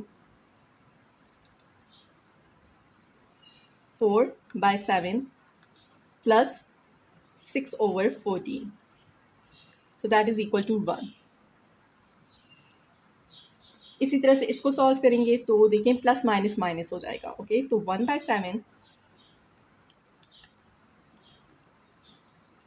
माइनस 2/14, तो 2/14 आपके पास अगर सॉल्व करें तो 1/7 ही होगा और फिर वो ज़ीरो हो जाएगा, लेकिन हम कैलकुलेटर से ही करते हैं ताकि आपको भी कन्फ्यूजन ना हो, ओके। तो ये ज़ीरो आ जाएगा। इसी तरह से 12/7 और ये है प्लस माइनस क्या हो जाएगा माइनस, तो -12/7 क्या हो जाएगा ये 0। इसी तरह से 3/7 प्लस 4/7, 3/7 प्लस 4/7 है तो डिनोमिनेटर सेम है 7 ही आएगा, 3 + 4 क्या हो जाएगा 7 विच इज़ इक्वल टू 1। तो इस तरह से ये आपके पास आइडेंटिटी मैट्रिक्स के ही इक्वल है। तो फ्रॉम इक्वेशन नंबर 1, इसको नाम दे दें आप इक्वेशन नंबर 1 का, और इसको नाम दे दें इक्वेशन नंबर 2 का। आप कह सकते हैं कि r को r इन्वर्स से मल्टीप्लाई करें तब भी वो आइडेंटिटी मैट्रिक्स की इक्वल है, और r इन्वर्स को r से मल्टीप्लाई करें तब भी वो आपके पास आइडेंटिटी मैट्रिक्स की ही इक्वल है। दैट मीन्स कि ये आपके पास इक्वल है और यही चीज़ आपने वेरीफाई करनी थी।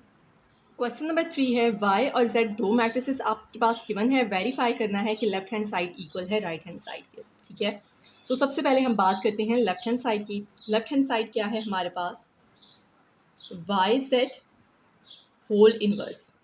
दैट मीन्स कि देखिए अभी तक तो आप इस तरह से फाइंड करते आए हैं ना, A का इन्वर्स फाइंड किया, B मैट्रिक्स का इन्वर्स फाइंड किया, अब क्या है YZ का इन्वर्स फाइंड करना है। इसका क्या मतलब है कि देखिए ब्रैकेट में क्या है YZ, Y और Z को हम मल्टीप्लाई करेंगे, ठीक है। Y और Z दोनों मैट्रिसेस को मल्टीप्लाई करेंगे तो एक मैट्रिक्स आ जाएगा, फिर हम उसका इन्वर्स लेंगे, ओके। तो सबसे पहले हमने क्या करना है, YZ जो है वो मालूम करना है। वो किस तरह से हम मालूम करेंगे, Y और Z मैट्रिसेस को मल्टीप्लाई करके। तो दोनों मैट्रिसेस हम लिख लेते हैं और इनको मल्टीप्लाई करते हैं। ये Y मैट्रिक्स है और ये Z मैट्रिक्स आ जाएगा। अब हमने इनको मल्टीप्लाई करना है, सो मल्टीप्लाई करना अब आप सीख चुके होंगे, ठीक है। हम सिंपली इनको मल्टीप्लाई करते हैं, तो क्या हो जाएगा आपके पास, रो को मल्टीप्लाई करेंगे पहले कॉलम से तो 1 और 2 को मल्टीप्लाई करें 2, प्लस 2 और 1 को मल्टीप्लाई करें 2। अब इसी रो को दूसरे कॉलम से मल्टीप्लाई करेंगे तो वो हम यहाँ पे लिखेंगे, 1 को 3 से मल्टीप्लाई करें 3, प्लस 2 और 2 को मल्टीप्लाई करें 4। अब दूसरी रो को जब मल्टीप्लाई करना है तो वो हम दूसरी रो में लिखेंगे, दूसरी रो को पहले कॉलम से मल्टीप्लाई करेंगे, 2 और 2 को मल्टीप्लाई करें 4, प्लस 3 और 1 को मल्टीप्लाई करें तो 3। अब दूसरी रो को दूसरे कॉलम से मल्टीप्लाई करना है, 2 और 3 को मल्टीप्लाई करें 6, प्लस 3 और 2 को मल्टीप्लाई करें 6। अब इनको ऐड कर लें तो क्या आ जाएगा, 4 7 7 और 12। तो ये आपके पास वाई जेड मैट्रिक्स है, ठीक है। वाई जेड इसके इक्वल है। अब हमने क्या करना है, इसका इन्वर्स फाइंड करना है। तो वाई जेड का इन्वर्स जब हमने फाइंड करना है तो वो बिल्कुल उसी तरह से होगा जिस तरह से हम बाकी इन्वर्स फाइंड करते हैं। एडजॉइंट लेंगे वाई जेड मैट्रिक्स का और डिटर्मिनेंट भी होगा वाई जेड मैट्रिक्स का। ओके, तो सबसे पहले हम डिटर्मिनेंट फाइंड करते हैं। तो वाई जेड मैट्रिक्स मैंने यहाँ पे नोट कर लिया है, ठीक है। उसका हमने डिटर्मिनेंट फाइंड करना है। तो क्रॉस मल्टीप्लिकेशन होगी, 4 और 12 को मल्टीप्लाई करें 48, माइनस साइन आएगा, 7 और 7 को मल्टीप्लाई करें 49, तो ये आपके पास हो जाएगा -1। ओके, अब आपने क्या करना है, एडजॉइंट फाइंड करना है। डिटर्मिनेंट क्या है आपके पास, not equal to 0, that means कि इसका मल्टीप्लिकेटिव इन्वर्स एग्जिस्ट करता है। तो अब हमने एडजॉइंट फाइंड करना है। तो एडजॉइंट वाई जेड का हमने फाइंड करना है। यही मैट्रिक्स है ना हमारे पास, ये डिटर्मिनेंट की फॉर्म में लिखा हुआ है लेकिन मैट्रिक्स तो यही है। तो एडजॉइंट किस तरह से फाइंड करते हैं, इन दोनों की पोजीशन चेंज होगी और इन दोनों का साइन चेंज हो जाएगा, तो ये आपके पास आ जाएगा एडजॉइंट ऑफ वाई जेड। तो अब हमने इसका इन्वर्स फाइंड करने के लिए क्या करना है, एडजॉइंट ऑफ वाई जेड लिखना है, डिवाइड कर लेना है डिटर्मिनेंट से। तो वाई जेड इन्वर्स किसकी इक्वल हो जाएगा आपके पास, एडजॉइंट मैट्रिक्स लिखेंगे और उसको डिवाइड कर लेंगे डिटर्मिनेंट से, जो हमारे पास क्या है, -1। तो दैट मीन्स कि -1 इसमें हर एलिमेंट के साथ जो है ना वो डिवाइड होगा, हर एलिमेंट के साथ। ये +12 है।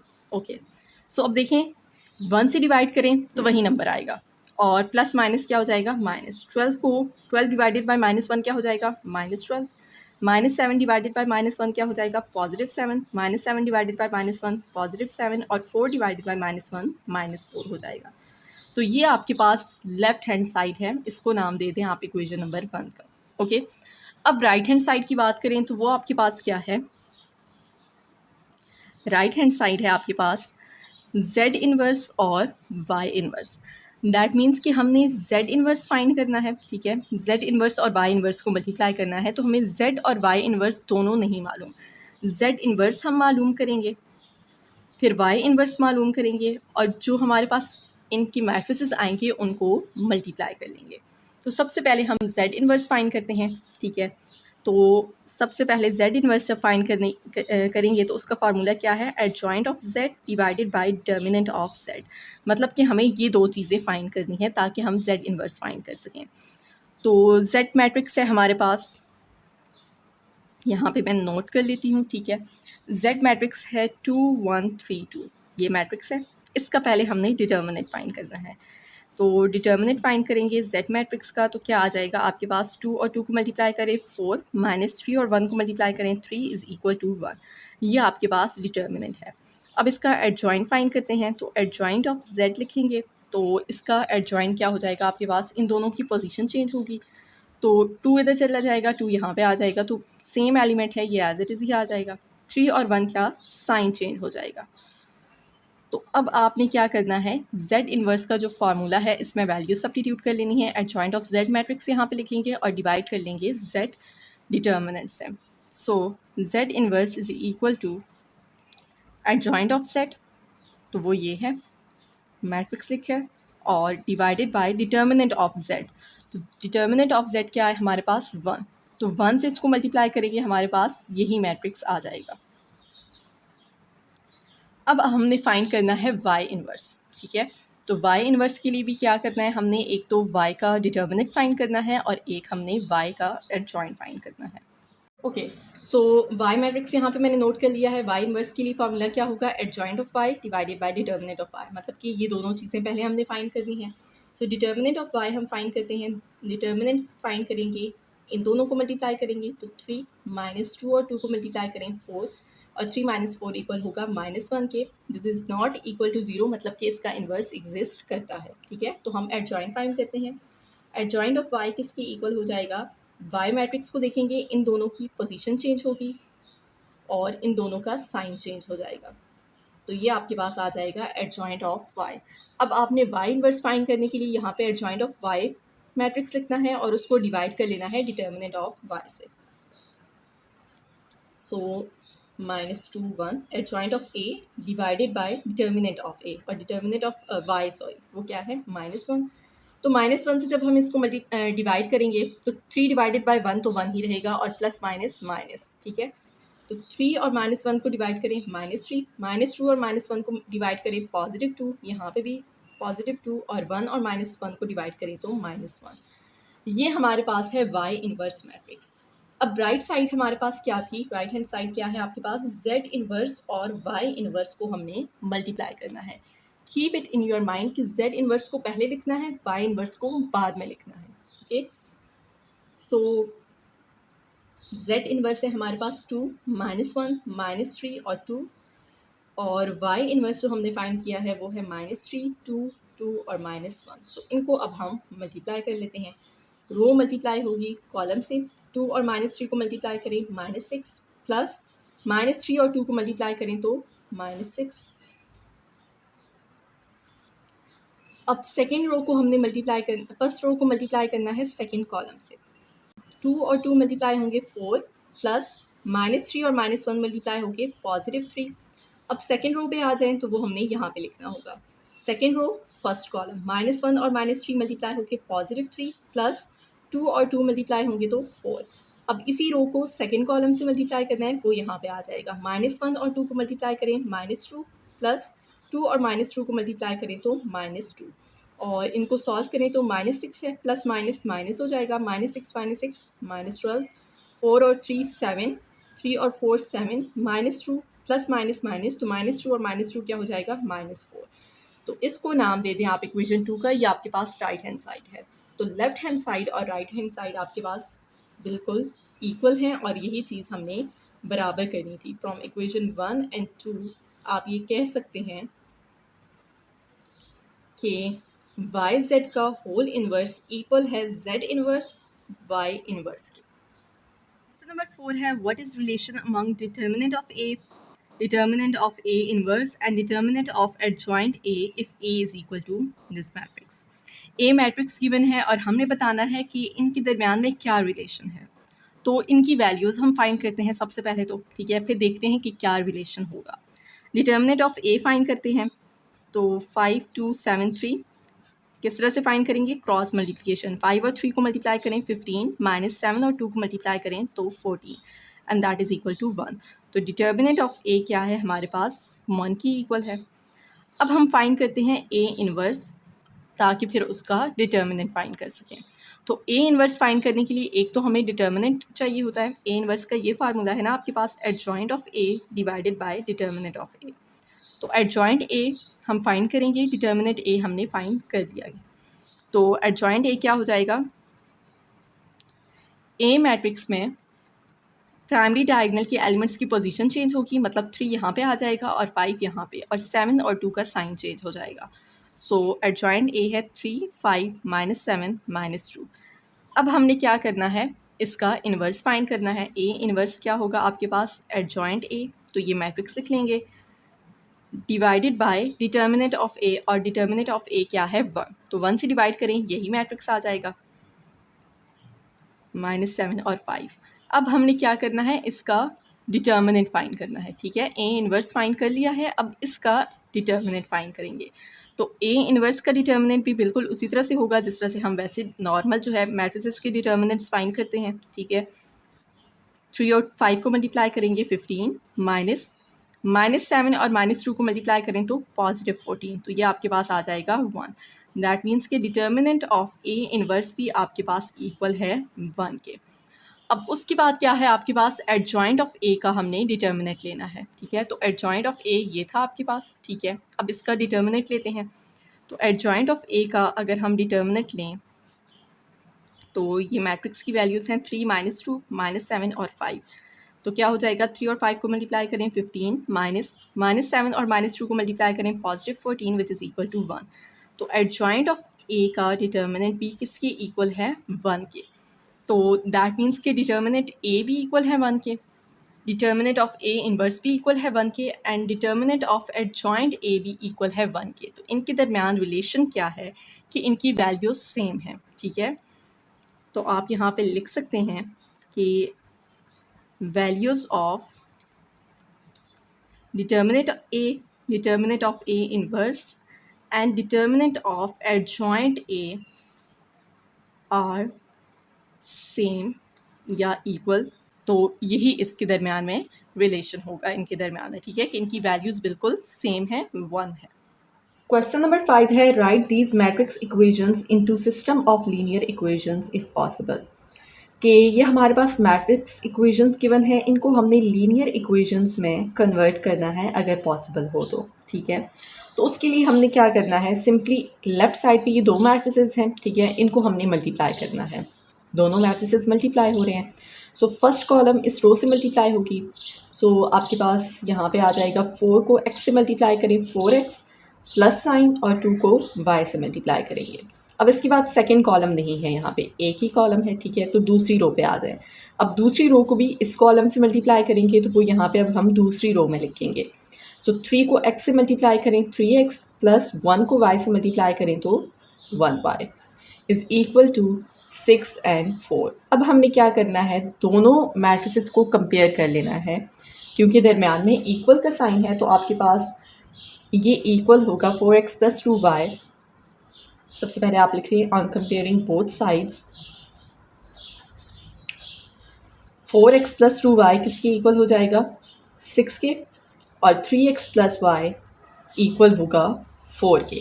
सो ये हमारे पास दो लीनियर इक्वेशंस हैं। सो आई होप इट्स क्लियर। बहुत ही इजी स्टेप्स हैं, आपने दोनों मैट्रिसेस को यहाँ पे मल्टीप्लाई करना है, फिर दोनों साइड्स को कंपेयर करना है, तो हमारे पास लीनियर इक्वेशंस आ जाएंगी। सेकेंड पार्ट है, इसमें भी सेम वही स्टेप्स फॉलो होंगे। लेफ्ट साइड पे दोनों मैट्रिसेस को हम मल्टीप्लाई करेंगे। सो ये रो मल्टीप्लाई होगी इस कॉलम से, 5 को x से मल्टीप्लाई करें 5x प्लस 0 को y से मल्टीप्लाई करें 0y।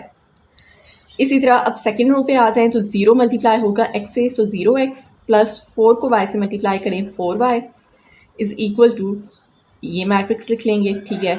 अब हमने क्या करना है, दोनों साइड्स को कंपेयर करना है। सो कंपेयरिंग बोथ साइड्स, क्योंकि दरमियान में इक्वल का साइन है और आपके पास दोनों मैट्रिसेस दैट मीन्स कि इक्वल है। सो ये इक्वल होगा 10 के, तो 5x प्लस 0y। तो अब देखिए 0 को y से मल्टीप्लाई करें तो 0 ही हो जाएगा, तो इसको लिखने की ज़रूरत नहीं है। दैट मीन्स कि y वेरिएबल वाली जो टर्म है हमारे पास वो 0 है। सो 5x इज़ इक्वल टू 10। इसी तरह से यहाँ पे x वाली टर्म जो है वो 0 होगी, 0 को x से मल्टीप्लाई करें 0 ही होगा, सो 0 को लिखने की ज़रूरत नहीं है। 4y is equal to 10। तो ये आपके पास दो इक्वेशंस हो जाएंगी। अब थर्ड पार्ट है इसका, जिसमें आप देखें अगर हम लेफ़्ट साइड में दोनों मैट्रिसेस को देखें तो यहाँ पे इनको मल्टीप्लाई करना पॉसिबल नहीं है।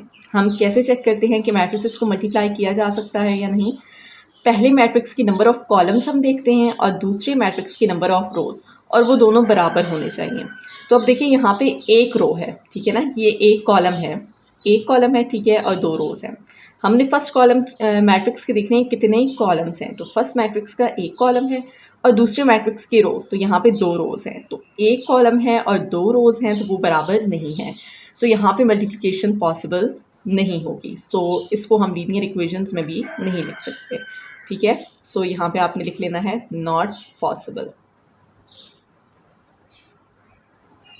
अब यहाँ पे इसको मल्टीप्लाई किया जा सकता है, ठीक है। ये रो मल्टीप्लाई होगी इस कॉलम से, ठीक है। आप देख सकते हैं कि 1 और 2 कॉलम्स हैं और यहाँ पे 2 रोज़ हैं। तो पहले मैट्रिक्स के कॉलम और दूसरे मैट्रिक्स के रोज़ बराबर हैं, तो इनको हम मल्टीप्लाई कर सकते हैं। x मल्टीप्लाई होगा 5 से, तो 5x प्लस y मल्टीप्लाई होगा 3 से, so 3y is equal to, ये मैट्रिक्स आ जाएगा। और कंपेयर करेंगे दोनों साइड्स को, जब हम comparing both sides we will get 5x plus 3y is equal to 2। तो ये आपके पास लीनियर इक्वेशन होगी। So I hope it's clear. अब हम क्वेश्चन नंबर 6 की तरफ मूव करते हैं।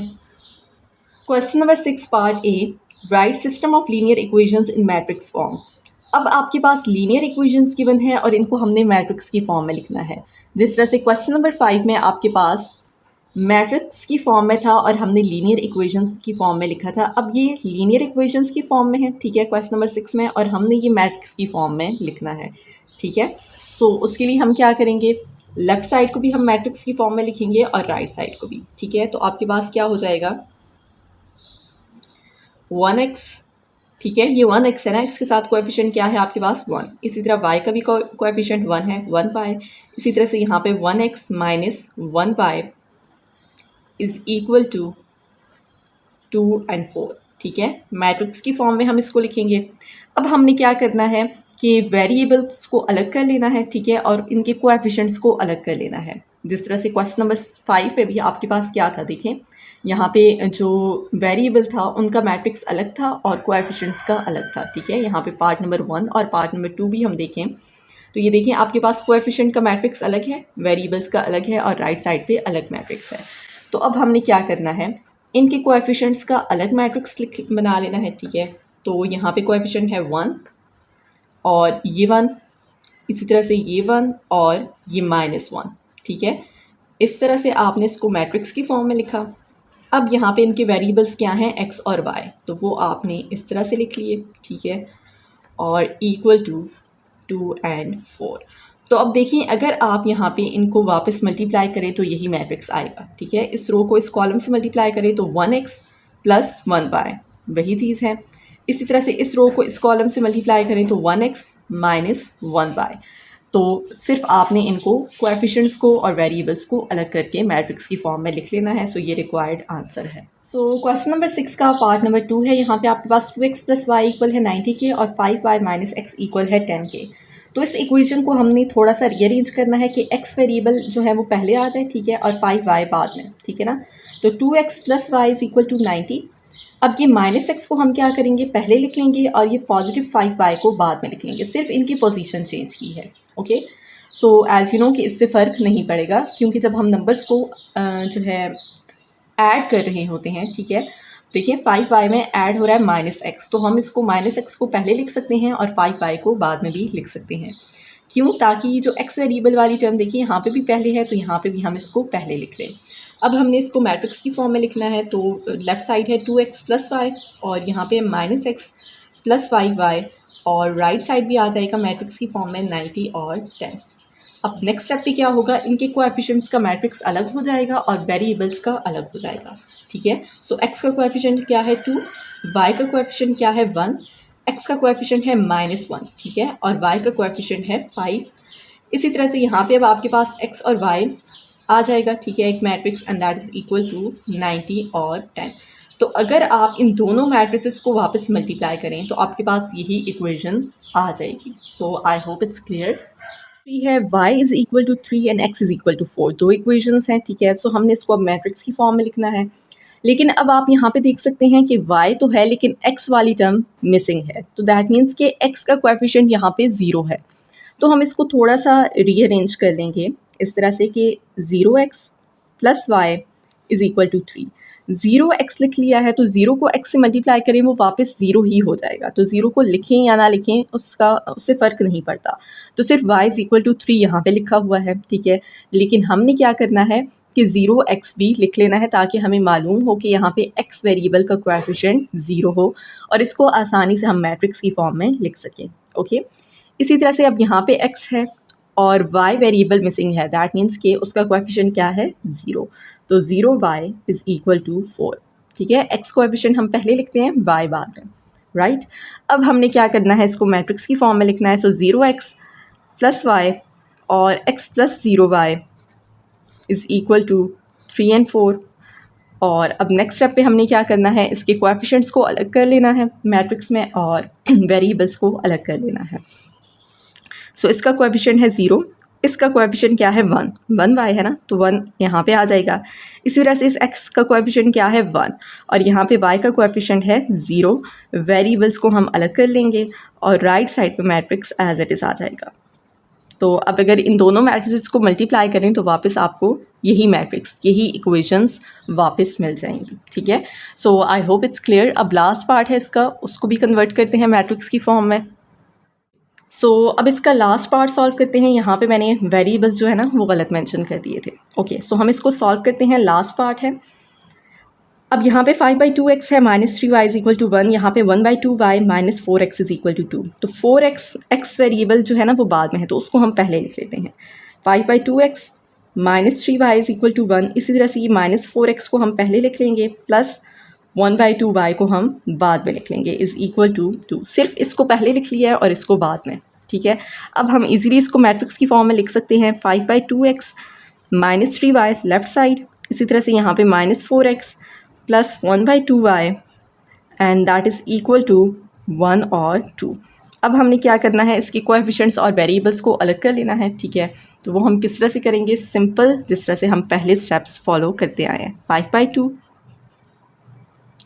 यहाँ पे -3, ठीक है, साइंस का आपने ध्यान रखना है। यहाँ पे -4, यहाँ पे +1/2 और फिर x और y हम अलग कर लेंगे, ठीक है, and that is equal to 1 and 2। ये मैट्रिक्स आ जाएगा। सो इन दोनों को अगर मल्टीप्लाई करें तो वापस यही इक्वेशंस आ जाएंगी। सो आई होप कि ये क्वेश्चन आपको क्लियर हो चुका है। अब हम नेक्स्ट जो इसका पार्ट बी है क्वेश्चन नंबर 6 का, उसकी तरफ मूव करते हैं। क्वेश्चन नंबर 6 पार्ट बी है, if matrix of coefficients of these linear equations is singular, find the value of k। ये हमारे पास दो लीनियर इक्वेशंस गिवन है, ठीक है। अब वो कह रहे हैं कि अगर मैट्रिक्स ऑफ कोएफिशिएंट इसका सिंगुलर है, ठीक है, दैट मीन्स कि सबसे पहले इन दोनों लीनियर इक्वेशंस को हमने मैट्रिक्स की फॉर्म में कन्वर्ट करना है, जिस तरह से पिछले क्वेश्चन में हमने कन्वर्ट किया है। फिर उसमें से जो कोएफिशिएंट का मैट्रिक्स होगा, ठीक है, वो कह रहे हैं कि वो सिंगुलर है। दैट मीन्स कि अब मैट्रिक्स सिंगुलर कब होता है, जब उसका डिटर्मिनेंट जो होता है वो 0 के इक्वल होता है, ठीक है। और फिर हमने k की वैल्यू फाइंड करनी है। तो स्टेप बाय स्टेप हम इसको लेके चलते हैं। सबसे पहले हम इन लीनियर इक्वेशंस को क्या करेंगे, मैट्रिक्स की फॉर्म में लिखेंगे, ठीक है। तो अब आपको समझ आ गई होगी, ठीक है, पिछला क्वेश्चन हमने स्टेप बाय स्टेप सॉल्व किया था, तो आपको समझ आ गई होगी किस तरह से मैट्रिक्स की फॉर्म में लिखते हैं। एक तो ये लेफ़्ट साइड पे जो आपके पास है 5x -4y है और यहाँ पे 10x -ky है। इनके कोएफिशिएंट्स लिखेंगे 5 और ये -4। इसी तरह से यहाँ पे 10 और यहाँ पे -k। दूसरा मैट्रिक्स क्या हो जाएगा, इनके वेरिएबल्स का x और y is equal to, right side पे क्या आ जाएगा, मैट्रिक्स 30 और 60 का, राइट। तो अब हमने क्या करना है कि उन्होंने कहा है कि मैट्रिक्स ऑफ कोएफिशिएंट अगर सिंगुलर है तो दैट मीन्स कि ये जो x और y के साथ कोएफिशिएंट्स हैं इनकी बात हो रही है, ठीक है ना। तो ये मैट्रिक्स है हमारे पास कोएफिशिएंट्स का। तो ये अगर सिंगुलर है तो हम लेट कर लेते हैं कि let a is equal to, इसको नाम दिया एक वेरिएबल का 5, 10, -4 और -k, ठीक है। क्योंकि कोएफिशिएंट मैट्रिक्स की बात हो रही है तो हमने इसको एक नाम दे दिया है a का। अब हमारे पास गिवन क्या है कि इसका डिटर्मिनेंट जो है ना वो 0 है। Matrix of coefficient is singular, that means कि इसका डिटर्मिनेंट क्या होगा, 0 होगा। As determinant of a is equal to 0, हमें मालूम है कि इसका डिटर्मिनेंट क्या है, 0। तो यहाँ पे डिटर्मिनेंट ऑफ a की जगह हम क्या लिख लेंगे, इसका डिटर्मिनेंट वो क्या हो जाएगा आपके पास 5, 10, -4 और -k, और वो किसके इक्वल है, 0 के। ये हमें क्वेश्चन में ही बता दिया गया है, ठीक है। डिटर्मिनेंट ऑफ a की जगह हमने क्या किया, इसका डिटर्मिनेंट लिख लिया है, ओके। एंड वो हमारे पास इक्वल है 0 के, ये हमें बता दिया गया है। तो अब हम डिटर्मिनेंट कैसे फाइंड करते हैं, क्रॉस मल्टीप्लिकेशन से। 5 और -k को मल्टीप्लाई करें, -5k, माइनस साइन होता है दरमियान में, और फिर -4 और 10 को मल्टीप्लाई करें तो -40 इज़ इक्वल टू 0। अब हमने इसको फर्दर सिंप्लीफाई करना है। सो -5k +40 इज़ इक्वल टू 0।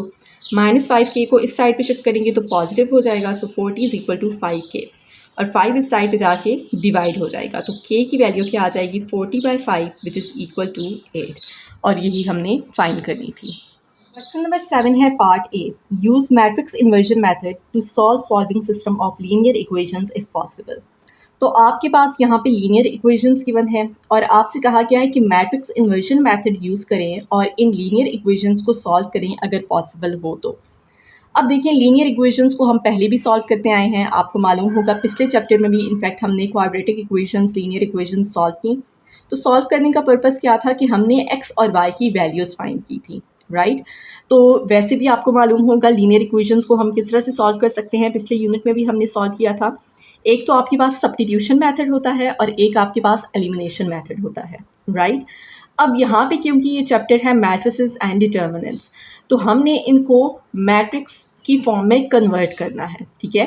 जिस तरह से अभी हमने लीनियर इक्वेशंस को मैट्रिक्स की फॉर्म में कन्वर्ट किया था, तो ये आपके पास लीनियर इक्वेशंस हैं, हमने इनको मैट्रिक्स की फॉर्म में कन्वर्ट करना है और फिर हमने मैट्रिक्स इन्वर्जन मेथड यूज़ करना है इनको सॉल्व करने के लिए, ताकि एक्स और वाई की वैल्यूज़ फाइंड कर सकें। और दूसरा मेथड होता है लीनियर इक्वेशंस को अगर मैट्रिक्स की फॉर्म में हम कन्वर्ट करें, तो एक दूसरा मेथड है क्रैमर रूल, जो इसी क्वेश्चन नंबर 7 के पार्ट बी में हम सीखेंगे, ठीक है। सो अभी आपके पास क्या है कि लीनियर इक्वेशंस को हमने सॉल्व करना है, अगर पॉसिबल हो तो using matrix inversion method. That means कि मैट्रिक्स इन्वर्जन मेथड हम इस क्वेश्चन में सीखेंगे। इजी क्वेश्चन है, ठीक है, इजी मेथड है, स्टेप बाय स्टेप हम लेके चलेंगे। हमें कैसे मालूम होगा कि ये पॉसिबल है या नहीं इनको सॉल्व करना, ये साथ साथ हम डिस्कस करेंगे। सो पार्ट नंबर 1 हम स्टार्ट करते हैं। बहुत ध्यान से आपने हर स्टेप को देखना है, ठीक है। स्टेप बाय स्टेप मैं आपको करवाऊंगी तो आपको बहुत अच्छे से क्लियर हो जाएगा। अब आपके पास ये लीनियर इक्वेशंस हैं और हमने यूज़ करना है मैट्रिक्स इन्वर्जन मेथड, ठीक है। दैट मीन्स कि मैट्रिक्स की बात हो रही है तो हमने इन लीनियर इक्वेशंस को मैट्रिक्स की फॉर्म में कन्वर्ट करना है, और वो किस तरह से करते हैं वो आपको ऑलरेडी समझ आ चुकी है, आप वो सीख चुके हैं। लेफ्ट हैंड साइड पे आपके पास क्या है, 4x + 3y और यहाँ पे x + 2y, तो इनके कोएफिशिएंट का एक मैट्रिक्स बनेगा 4, y के साथ है 3, x का कोएफिशिएंट है 1 और y का कोएफिशिएंट है 2, ये एक मैट्रिक्स। अब दूसरा मैट्रिक्स कौन सा होगा, इनके वेरिएबल्स का x और y, and that is equal to यहाँ पे जो नंबर्स हैं इनका एक मैट्रिक्स बन जाएगा, राइट। अब अगर हम इन दोनों को वापस मल्टीप्लाई करें तो आपके पास यही इक्वेशन आएगी, और ये चीज़ हम ऑलरेडी डिस्कस कर चुके हैं। ओके, ये पहला स्टेप हो गया। अब हमने क्या करना है, एक्स और वाई की वैल्यूज़ फाइंड करनी है, ठीक है। तो हमने इन तीनों मैट्रिसेस को एक नाम देना है, एक वेरिएबल के इक्वल कर देना है। इसको नाम दे दें ए का। यहाँ पे अब आपके पास एक्स और वाई वेरिएबल्स है ना, तो इसको नाम दे दें एक्स का और इसको नाम दे दें बी का, ठीक है, ताकि हम इनको आराम से जो है ना सॉल्व कर सकें कि किसकी, मतलब मैट्रिक्स को नाम दे दिया है हमने, तो आराम से हमें मालूम होगा कि इस मैट्रिक्स को अब हमने किस तरह से मज़ीद जो है ना सिंप्लीफाई करना है। ओके, सो ए एक्स इक्वल है आपके पास बी के, ठीक है ना। ए एक्स मल्टीप्लाई हो रहे हैं, ये दोनों मैट्रिसेस मल्टीप्लाई हो रहे हैं, and that is equal to B.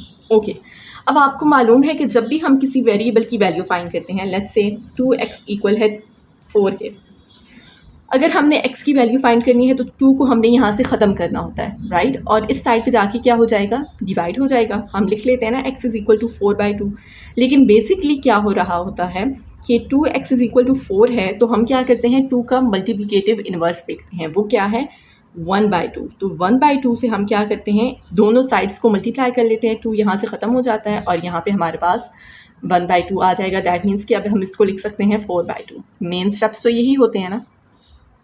Same यही चीज़ यहाँ पे अप्लाई होगी। हमने x की वैल्यू फाइंड करनी है, तो अब a यहाँ पे मल्टीप्लाई हो रहा है, तो इसका मल्टीप्लिकेटिव इन्वर्स क्या होगा, अब ये मैट्रिक्स है, ठीक है ना, a मैट्रिक्स है तो इसका इन्वर्स क्या होगा, a इन्वर्स। तो a इन्वर्स से हमने मल्टीप्लिकेटिव इन्वर्स, ओके, क्योंकि a यहाँ पे मल्टीप्लाई हो रहा है, तो a इन्वर्स को हमने दोनों साइड्स पे मल्टीप्लाई कर लेना है, ठीक है। तो अब हमें मालूम है कि a इन्वर्स और a किसी भी नंबर, लेट्स सपोज 2 है और उसका मल्टीप्लिकेटिव इन्वर्स है 1/2, इनको अगर मल्टीप्लाई करें तो आंसर क्या आता है 1। हमेशा हमें मालूम है कि ये मल्टीप्लिकेटिव आइडेंटिटी है।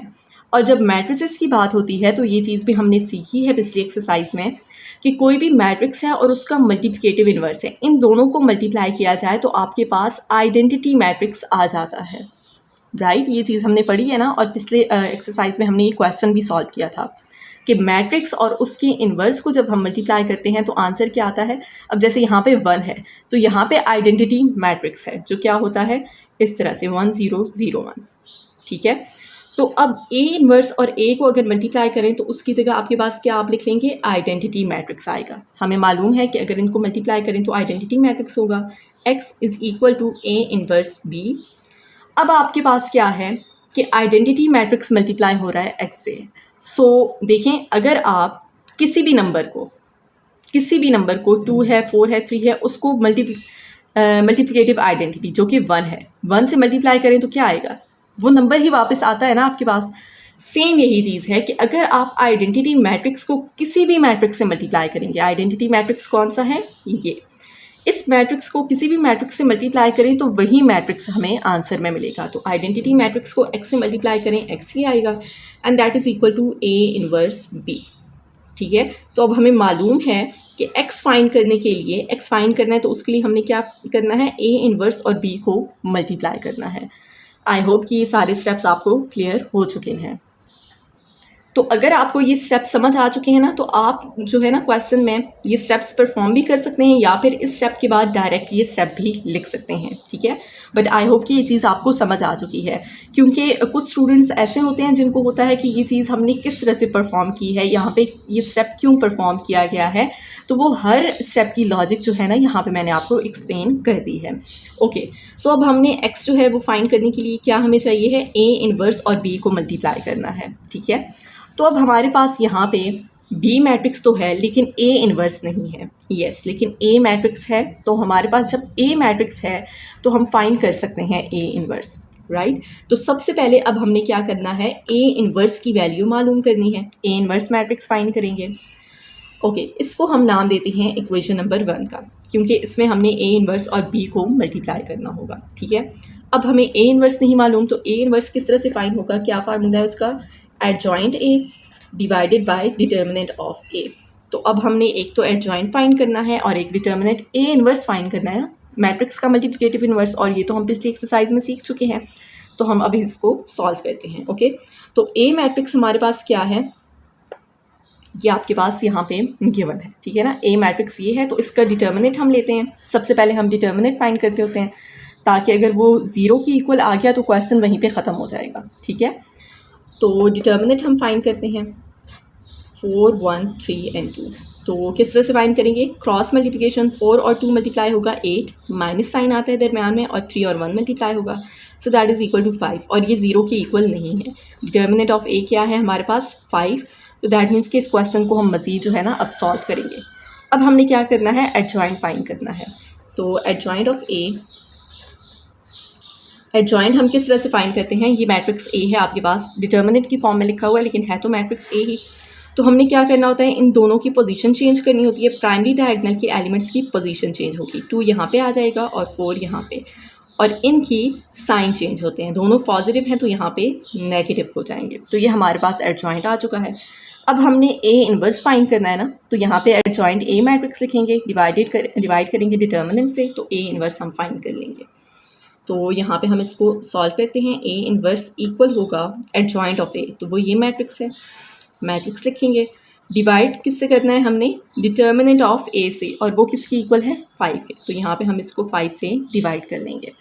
अब डिवाइड करने का क्या मतलब है, ये जब भी मल्टीप्लाई हो कोई नंबर मैट्रिक्स या डिवाइड हो, दैट मीन्स कि वो हर एलिमेंट के साथ डिवाइड होगा, और अगर मल्टीप्लाई करना हो तो हर एलिमेंट से मल्टीप्लाई होता है।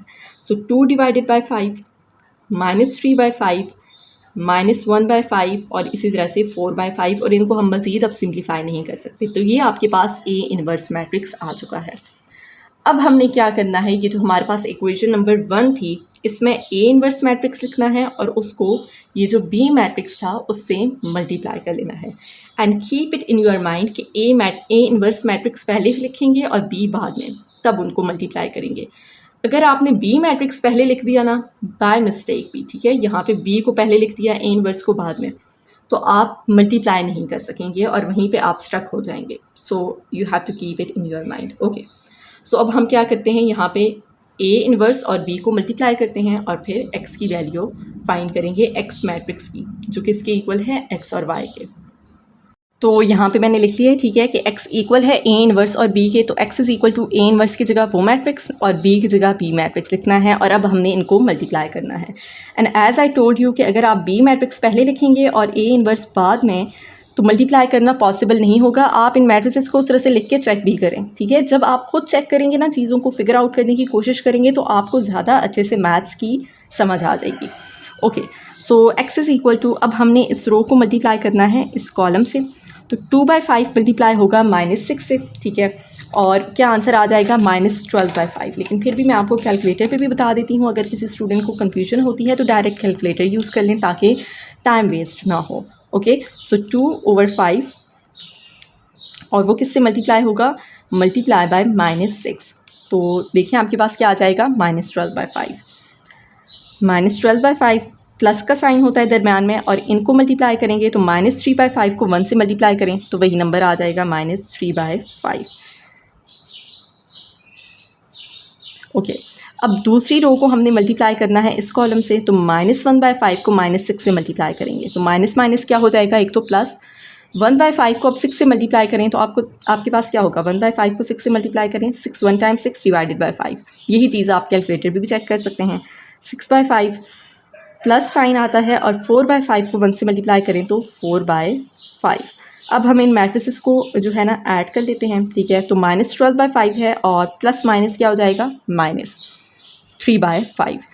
तो अब आपको अगर डायरेक्ट जो है ना सॉल्व कर सकते हैं बाय हैंड तब भी कर लें, लेकिन कैलकुलेटर पे हम कर लेते हैं ताकि अगर कुछ स्टूडेंट्स को इशू रहता है तो उनको समझ आ जाए कि हम डायरेक्टली टाइम वेस्ट किए बगैर ना यहाँ पे इनको सॉल्व कर सकते हैं। बट आई होप कि ये चीज़ आपको मालूम होगी कि फ्रैक्शंस को ऐड और सबट्रैक्ट किस तरह से करते हैं। सो यहाँ पे हम लिख लेंगे -12/5 और प्लस उसके बाद क्या है -3/5, तो उसको हमने ब्रैकेट में लिखना है, ठीक है। साइंस का आपने ध्यान रखना होता है, ब्रैकेट्स का केयरफुल यूज़ करना है ताकि जो है ना कैलकुलेशंस में कैलकुलेटर पे भी मिस्टेक ना हो। तो इनको हम सॉल्व करेंगे तो क्या आ जाएगा, -3। इसी तरह से 6/5 और 4/5 है, तो इसका आंसर वैसे 2 आएगा, लेकिन फिर भी हम यहाँ पे भी कर लेते हैं, ठीक है। 6/5 और प्लस इसके बाद 4/5, तो देखें डिनोमिनेटर सेम है ना, तो न्यूमरेटर्स ऐड हो जाएंगे। 6 + 4 10, और 10 डिवाइडेड बाई 5 क्या हो जाएगा, 2। तो ये आपके पास आ चुका है मैट्रिक्स x के इक्वल है, ठीक है। So x is equal to -3 and 2। और अब हमें मालूम है कि स्टार्ट में x मैट्रिक्स किसकी इक्वल था, x और y के, हमें मालूम है ना, हमने इसी के इक्वल लेट किया था। सो x की जगह अब हम क्या लिख लेंगे, एज़ वी नो कि x इक्वल है इसके, तो यहाँ पे x की जगह लिख लें ये matrix, and that is equal to -3 and 2। अब हमने क्या करना है, इक्वल हैं दोनों मैट्रिसेस, दोनों को कंपेयर करेंगे। On comparing both sides x किसकी इक्वल आ जाएगा, -3 के, और y किसकी इक्वल होगा, 2 के। सो यहाँ पे x और y की वैल्यूज़ आपने कंप्लीट जो है वो फाइंड कर ली हैं। आई होप कि इट्स क्लियर। सॉल्यूशन सेट भी हम लिख लेते हैं, ठीक है। सॉल्यूशन सेट क्या हो जाएगा, x को पहले लिखते हैं और y को बाद में लिखते हैं, और ऑर्डर पेयर की फॉर्म में लिखा जाता है। सो आई होप ये चीज़ आपको, मैट्रिक्स इन्वर्जन मेथड आपको क्लियर हो चुका है। अब इसका सेकंड पार्ट सॉल्व करते हैं, तो आई होप कि अब आपको क्लियर होगा कि कौन सा स्टेप हमने किस तरह से परफॉर्म करना है। पार्ट नंबर 2 है, दो आपके पास लीनियर इक्वेशंस है, मैट्रिक्स इन्वर्जन मेथड से हमने इसको सॉल्व करना है। सो बिल्कुल पिछले पार्ट की तरह स्टेप बाय स्टेप हम इसको सॉल्व करेंगे, ठीक है। सबसे पहला स्टेप क्या है, हमने इनको मैट्रिक्स की फॉर्म में लिखना है। तो लेफ़्ट साइड पे आपके पास क्या है, x + 2y और यहाँ पे 5x + 4y। तो इनके कोएफिशिएंट्स का एक मैट्रिक्स होगा। x का कोएफिशिएंट क्या है, 1, यहाँ पे 2, 5 और 4। x और y के जो कोएफिशिएंट्स हैं, एक मैट्रिक्स ये हो चुका है। वेरिएबल्स क्या हैं, x और y, दूसरा मैट्रिक्स ये हो जाएगा, इज़ इक्वल टू, यहाँ पे आपके पास 1.5 और 3, इनको भी हम मैट्रिक्स की फॉर्म में लिख लेंगे। एंड आई होप कि ये चीज़ आपको अब क्लियर हो चुकी है कि किस तरह से लीनियर इक्वेशंस को मैट्रिक्स की फॉर्म में लिखा जाता है। आप इनको मल्टीप्लाई करें वापस, यही आपके पास इक्वेशंस आ जाएंगी। अब नेक्स्ट स्टेप पे हमने क्या करना है, इनको नाम देना है तीनों मैट्रिसेस का। लेट्स से ये ए है, यहाँ पे वेरिएबल्स इन्वॉल्व हैं, तो इसको नाम दे दें x का, और यहाँ पे लिख लें आप b या y या कुछ भी आप नाम दे सकते हैं, ओके। तो आपके पास क्या है, ax is equal to b। अब ये बहुत डिटेल में मैंने पिछले पार्ट में एक्सप्लेन किया है आपको, ठीक है। हर स्टेप की लॉजिक बताई है जो भी हम परफॉर्म करेंगे। अब यहाँ पे आपके पास a x के साथ मल्टीप्लाई हो रहा है, हमें x की वैल्यू फाइंड करनी है, ठीक है। तो a को हमने यहाँ से शिफ्ट करना है राइट साइड पे, दैट मीन्स कि a को हमने ख़त्म करना है। तो a मैट्रिक्स है, तो इसका इन्वर्स क्या होगा, a इन्वर्स। तो a इन्वर्स से हमने दोनों साइड्स को मल्टीप्लाई कर लिया, ठीक है। तो अब हमें मालूम है कि a इन्वर्स को अगर a से मल्टीप्लाई करें, किसी भी मैट्रिक्स और उसके इन्वर्स को मल्टीप्लाई करें, तो आइडेंटिटी मैट्रिक्स के इक्वल होता है। नंबर्स की एग्जांपल देखी भी मैंने पिछले पार्ट में आपको समझाया है, ठीक है। हर स्टेप की लॉजिक बताई है। तो अगर आप किसी भी मैट्रिक्स और उसके इन्वर्स को मल्टीप्लाई करें तो क्या आंसर होता है, आइडेंटिटी मैट्रिक्स। दैट मीन्स कि 1 0 0 1। और ये हमने पिछली एक्सरसाइज में इस टाइप के क्वेश्चन भी सॉल्व किए थे। तो इसकी जगह आप क्या लिख लेंगे, identity multiply by x is equal to a inverse b। अब अगर आप आइडेंटिटी मैट्रिक्स को इस मैट्रिक्स को किसी भी मैट्रिक्स से मल्टीप्लाई कर लें वही मैट्रिक्स वापस आएगा, ठीक है। सो आइडेंटिटी मैट्रिक्स को अगर एक्स से मल्टीप्लाई करें तो एक्स ही होगा, which is equal to a inverse b, और इसको नाम दे दें इक्वेशन नंबर 1 का। तो अब हमने एक्स फाइंड करना है, दैट मीन्स कि एक्स और वाई की वैल्यू फाइंड करनी है, ठीक है। तो वो किसकी इक्वल है, ए इनवर्स बी है। तो अब बी मैट्रिक्स तो हमारे पास क्वेश्चन में ही है, लेकिन ए मैट्रिक्स नहीं है, ए मैट्रिक्स है, ए का इन्वर्स नहीं है। तो सबसे पहले हम क्या करेंगे, यहाँ पे अब ए इन्वर्स जो है वो फाइंड करेंगे। तो ए इन्वर्स का फार्मूला क्या है हमारे पास, adjoint of A divided by determinant of A. तो सबसे पहले हम ए मैट्रिक्स का डिटर्मिनेंट फाइंड करते हैं। डिटर्मिनेंट की फॉर्म में लिखेंगे, ठीक है, वर्टिकल बार से, मैट्रिसेस को ब्रैकेट से डिनोट किया जाता है, इनक्लोज किया जाता है इस तरह से, और डिटर्मिनेंट को ऐसे स्ट्रेट लाइन से। सो किस तरह से लेंगे डिटर्मिनेंट, क्रॉस मल्टीप्लिकेशन, 1 और 4 को मल्टीप्लाई करें 4, माइनस 2 और 5 को मल्टीप्लाई करें 10, और 4 माइनस 10 क्या हो जाएगा, -6, and that is not equal to 0। अगर ये 0 होता तो इक्वेशन यहीं पे स्टॉप हो जाता। तो डिटर्मिनेंट ए क्या है हमारे पास, -6। तो दैट मीन्स कि अब हम नेक्स्ट एडजॉइंट फाइंड करेंगे। तो एडजॉइंट ऑफ ए हम किस तरह से फाइंड करते हैं, जो ए मैट्रिक्स होता है उसका जो प्राइमरी डायगोनल है, इनकी पोजीशन चेंज हो जाती है इन एलिमेंट्स की, 4 यहाँ पे आ जाएगा और 1 यहाँ पे, और इस डायगोनल के जो एलिमेंट्स हैं इनके साइन चेंज हो जाते हैं, ठीक है। सो ये आपके पास आ जाएगा एडजॉइंट। अब आपने ए इन्वर्स क्योंकि फाइंड करना है, तो एडजॉइंट ऑफ ए लिखेंगे, यहाँ पे adjoint A divided by determinant of A है, तो इधर एडजॉइंट ऑफ ए लिखेंगे, डिवाइड करेंगे डिटर्मिनेंट से। So A inverse is equal to adjoint A क्या है आपके पास, ये मैट्रिक्स हमने अभी फाइंड किया है, डिवाइडेड बाय क्या है, डिटर्मिनेंट ऑफ ए, और डिटर्मिनेंट क्या है, -6। तो अब ये जो -6 है ये हर एलिमेंट से डिवाइड हो जाएगा, 4 बाय -6, -5 बाय -6, -2 बाय -6, और 1 ओवर -6। तो यहाँ पे जिन नंबर्स को सिंप्लीफाई किया जा सकता है हम उनको सिंप्लीफाई कर लेंगे।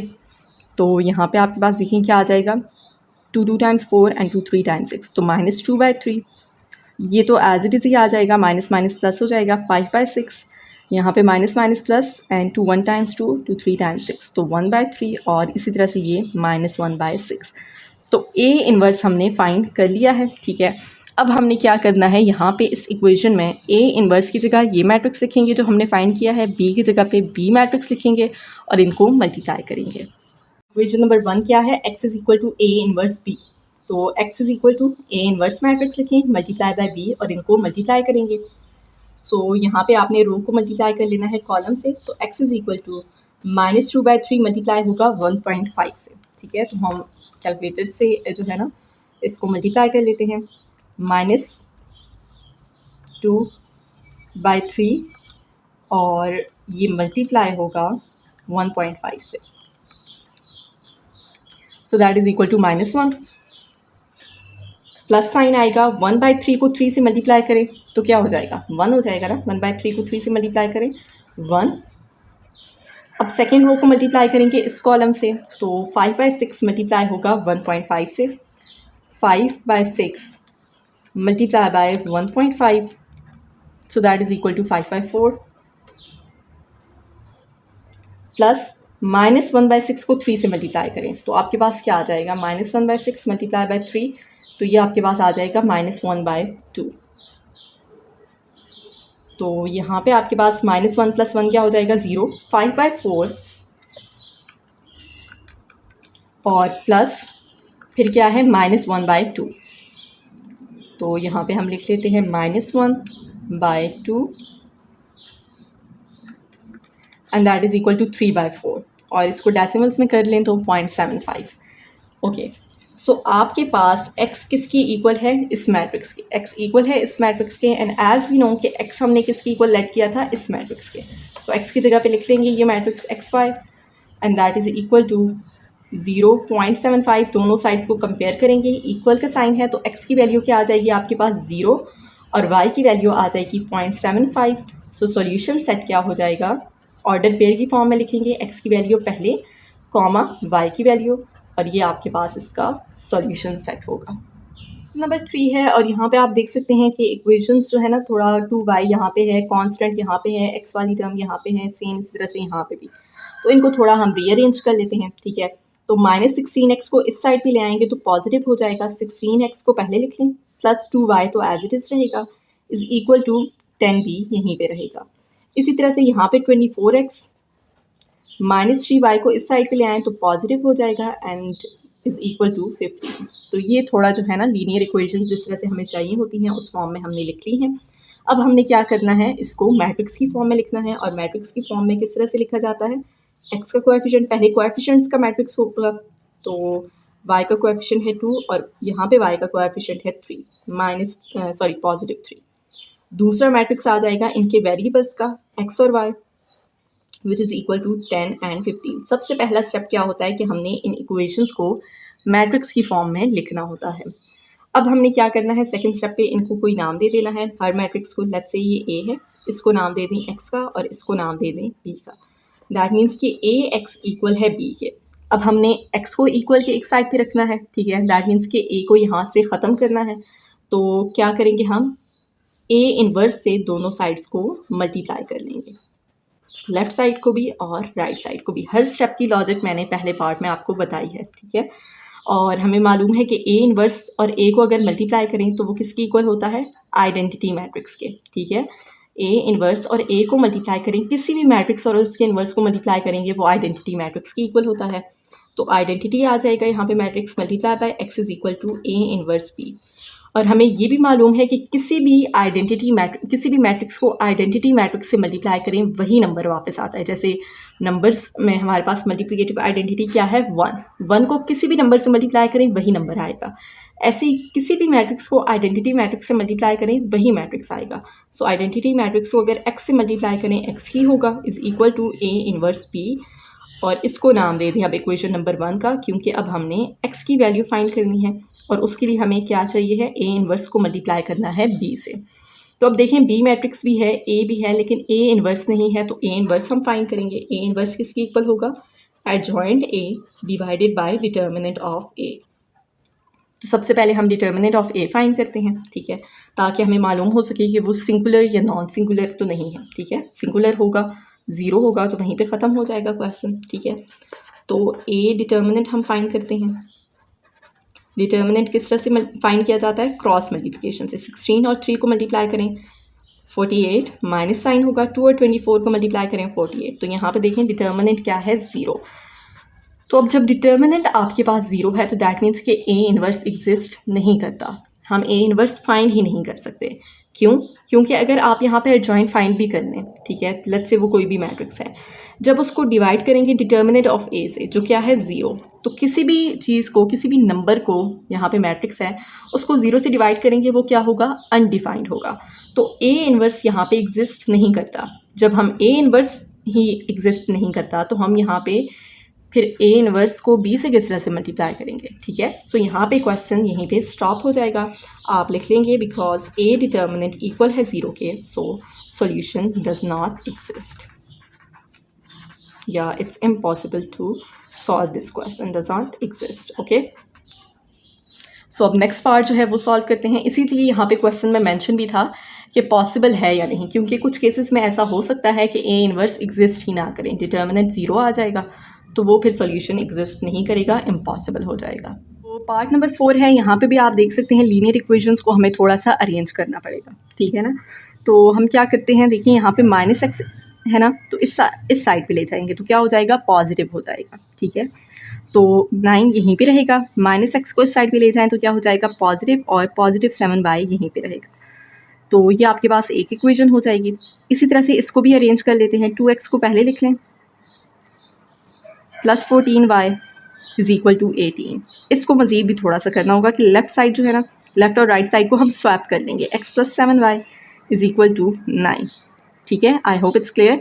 आपने क्या किया है, x को इस साइड पे शिफ्ट किया है, पॉजिटिव हो चुका है। अब हमने सिर्फ लेफ़्ट और राइट साइड को स्वैप कर दिया है एंड उससे इक्वेशन पे फ़र्क नहीं पड़ता, ठीक है, सिर्फ स्वैप किया है। और राइट साइड में ये सेकंड इक्वेशन में भी x वाली जो टर्म थी उसको पहले लिख लिया है, 14y को बाद में। तो अब हमने इस इक्वेशन और इस इक्वेशन को मैट्रिक्स की फॉर्म में कन्वर्ट करना है। किस तरह से कन्वर्ट करते हैं, एक तो कोएफिशिएंट का मैट्रिक्स लिखेंगे। x का कोएफिशिएंट क्या है 1, y का कोएफिशिएंट है 7। दूसरी इक्वेशन में आ जाएं तो x का कोएफिशिएंट है 2 और y का कोएफिशिएंट है 14। अब दूसरा मैट्रिक्स जो इसके साथ मल्टीप्लाई होगा वो इनके वेरिएबल्स का होगा, वो क्या है, एक्स और वाई इज़ इक्वल टू, यहाँ पे आपके पास आ जाएगा 9 और 18 जो लेफ़्ट राइट साइड पे हैं, ठीक है, ये मैट्रिक्स आ जाएगा, right. I hope it's clear. अब अगर आप इन दोनों मैट्रिसेस को मल्टीप्लाई भी करें और मल्टीप्लाई करके चेक करें, ठीक है, ताकि आपको ज़्यादा अच्छे से चीज़ें जो है ना वो क्लियर हों कि आपके पास यही लीनियर इक्वेशंस वापस आ जाएंगी। ओके, सो अब हमने क्या करना है, इन मैट्रिसेस को नाम देना है। लेट्स से ये ए है, ये एक्स है और ये आपके पास बी है। सो ए एक्स इक्वल है आपके पास बी के। अब हमने क्या करना है, एक्स की वैल्यू फाइंड करनी है, ठीक है ना। ये एक्स इक्वल के एक साइड पे होना चाहिए क्योंकि एक्स किस मैट्रिक्स की इक्वल है, एक्स और वाई के, जिनकी वैल्यूज़ हमने फाइंड करनी है। सो हमने ए को ख़त्म करना है, क्या करेंगे, हम दोनों साइड्स पे इसका इन्वर्स ले लेंगे। ए का इन्वर्स ले लिया। अब ए इन्वर्स और ए किसकी इक्वल होता है, मल्टीप्लाई करें तो ए इन्वर्स और ए को मल्टीप्लाई करें तो identity, yes. So identity matrix multiply by x is equal to a inverse b. और हमें मालूम है किसी भी मैट्रिक्स को आइडेंटिटी मैट्रिक्स से मल्टीप्लाई करें वही मैट्रिक्स वापस आ जाएगा। सो दैट मीन्स कि एक्स इक्वल है ए इन्वर्स बी के। तो देखें यहाँ से अब ए ख़त्म हो चुका, इसको नाम दे दें इक्वेशन नंबर 1 का। अब हमने क्या करना है, एक्स फाइंड करने के लिए ए इन्वर्स और बी को मल्टीप्लाई करना है। सो क्वेश्चन में हमारे पास बी मैट्रिक्स है, ए मैट्रिक्स भी है, लेकिन ए का इन्वर्स नहीं है। सो सबसे पहले हम ए इन्वर्स फाइंड करेंगे। तो ए इन्वर्स का क्या फार्मूला है, adjoint A divided by determinant of A. सबसे पहले हम क्या करते होते हैं, डिटर्मिनेंट फाइंड करते हैं ताकि हमें मालूम हो सके कि क्वेश्चन को कंटिन्यू भी करना है या फिर नहीं। सो डिटर्मिनेंट ऑफ ए आपके पास आ जाएगा इस तरह से, क्रॉस मल्टीप्लिकेशन 1 और 14 को मल्टीप्लाई करें 14 माइनस 7 और 2 को मल्टीप्लाई करें 14 and that is equal to 0। So determinant of A क्या है, 0। दैट मीन्स कि ए मैट्रिक्स सिंगुलर मैट्रिक्स है क्योंकि इसका डिटर्मिनेंट किसकी इक्वल है, 0 के। तो अब आपके पास सॉल्यूशन इसका एग्जिस्ट नहीं करता and I hope you know the reason.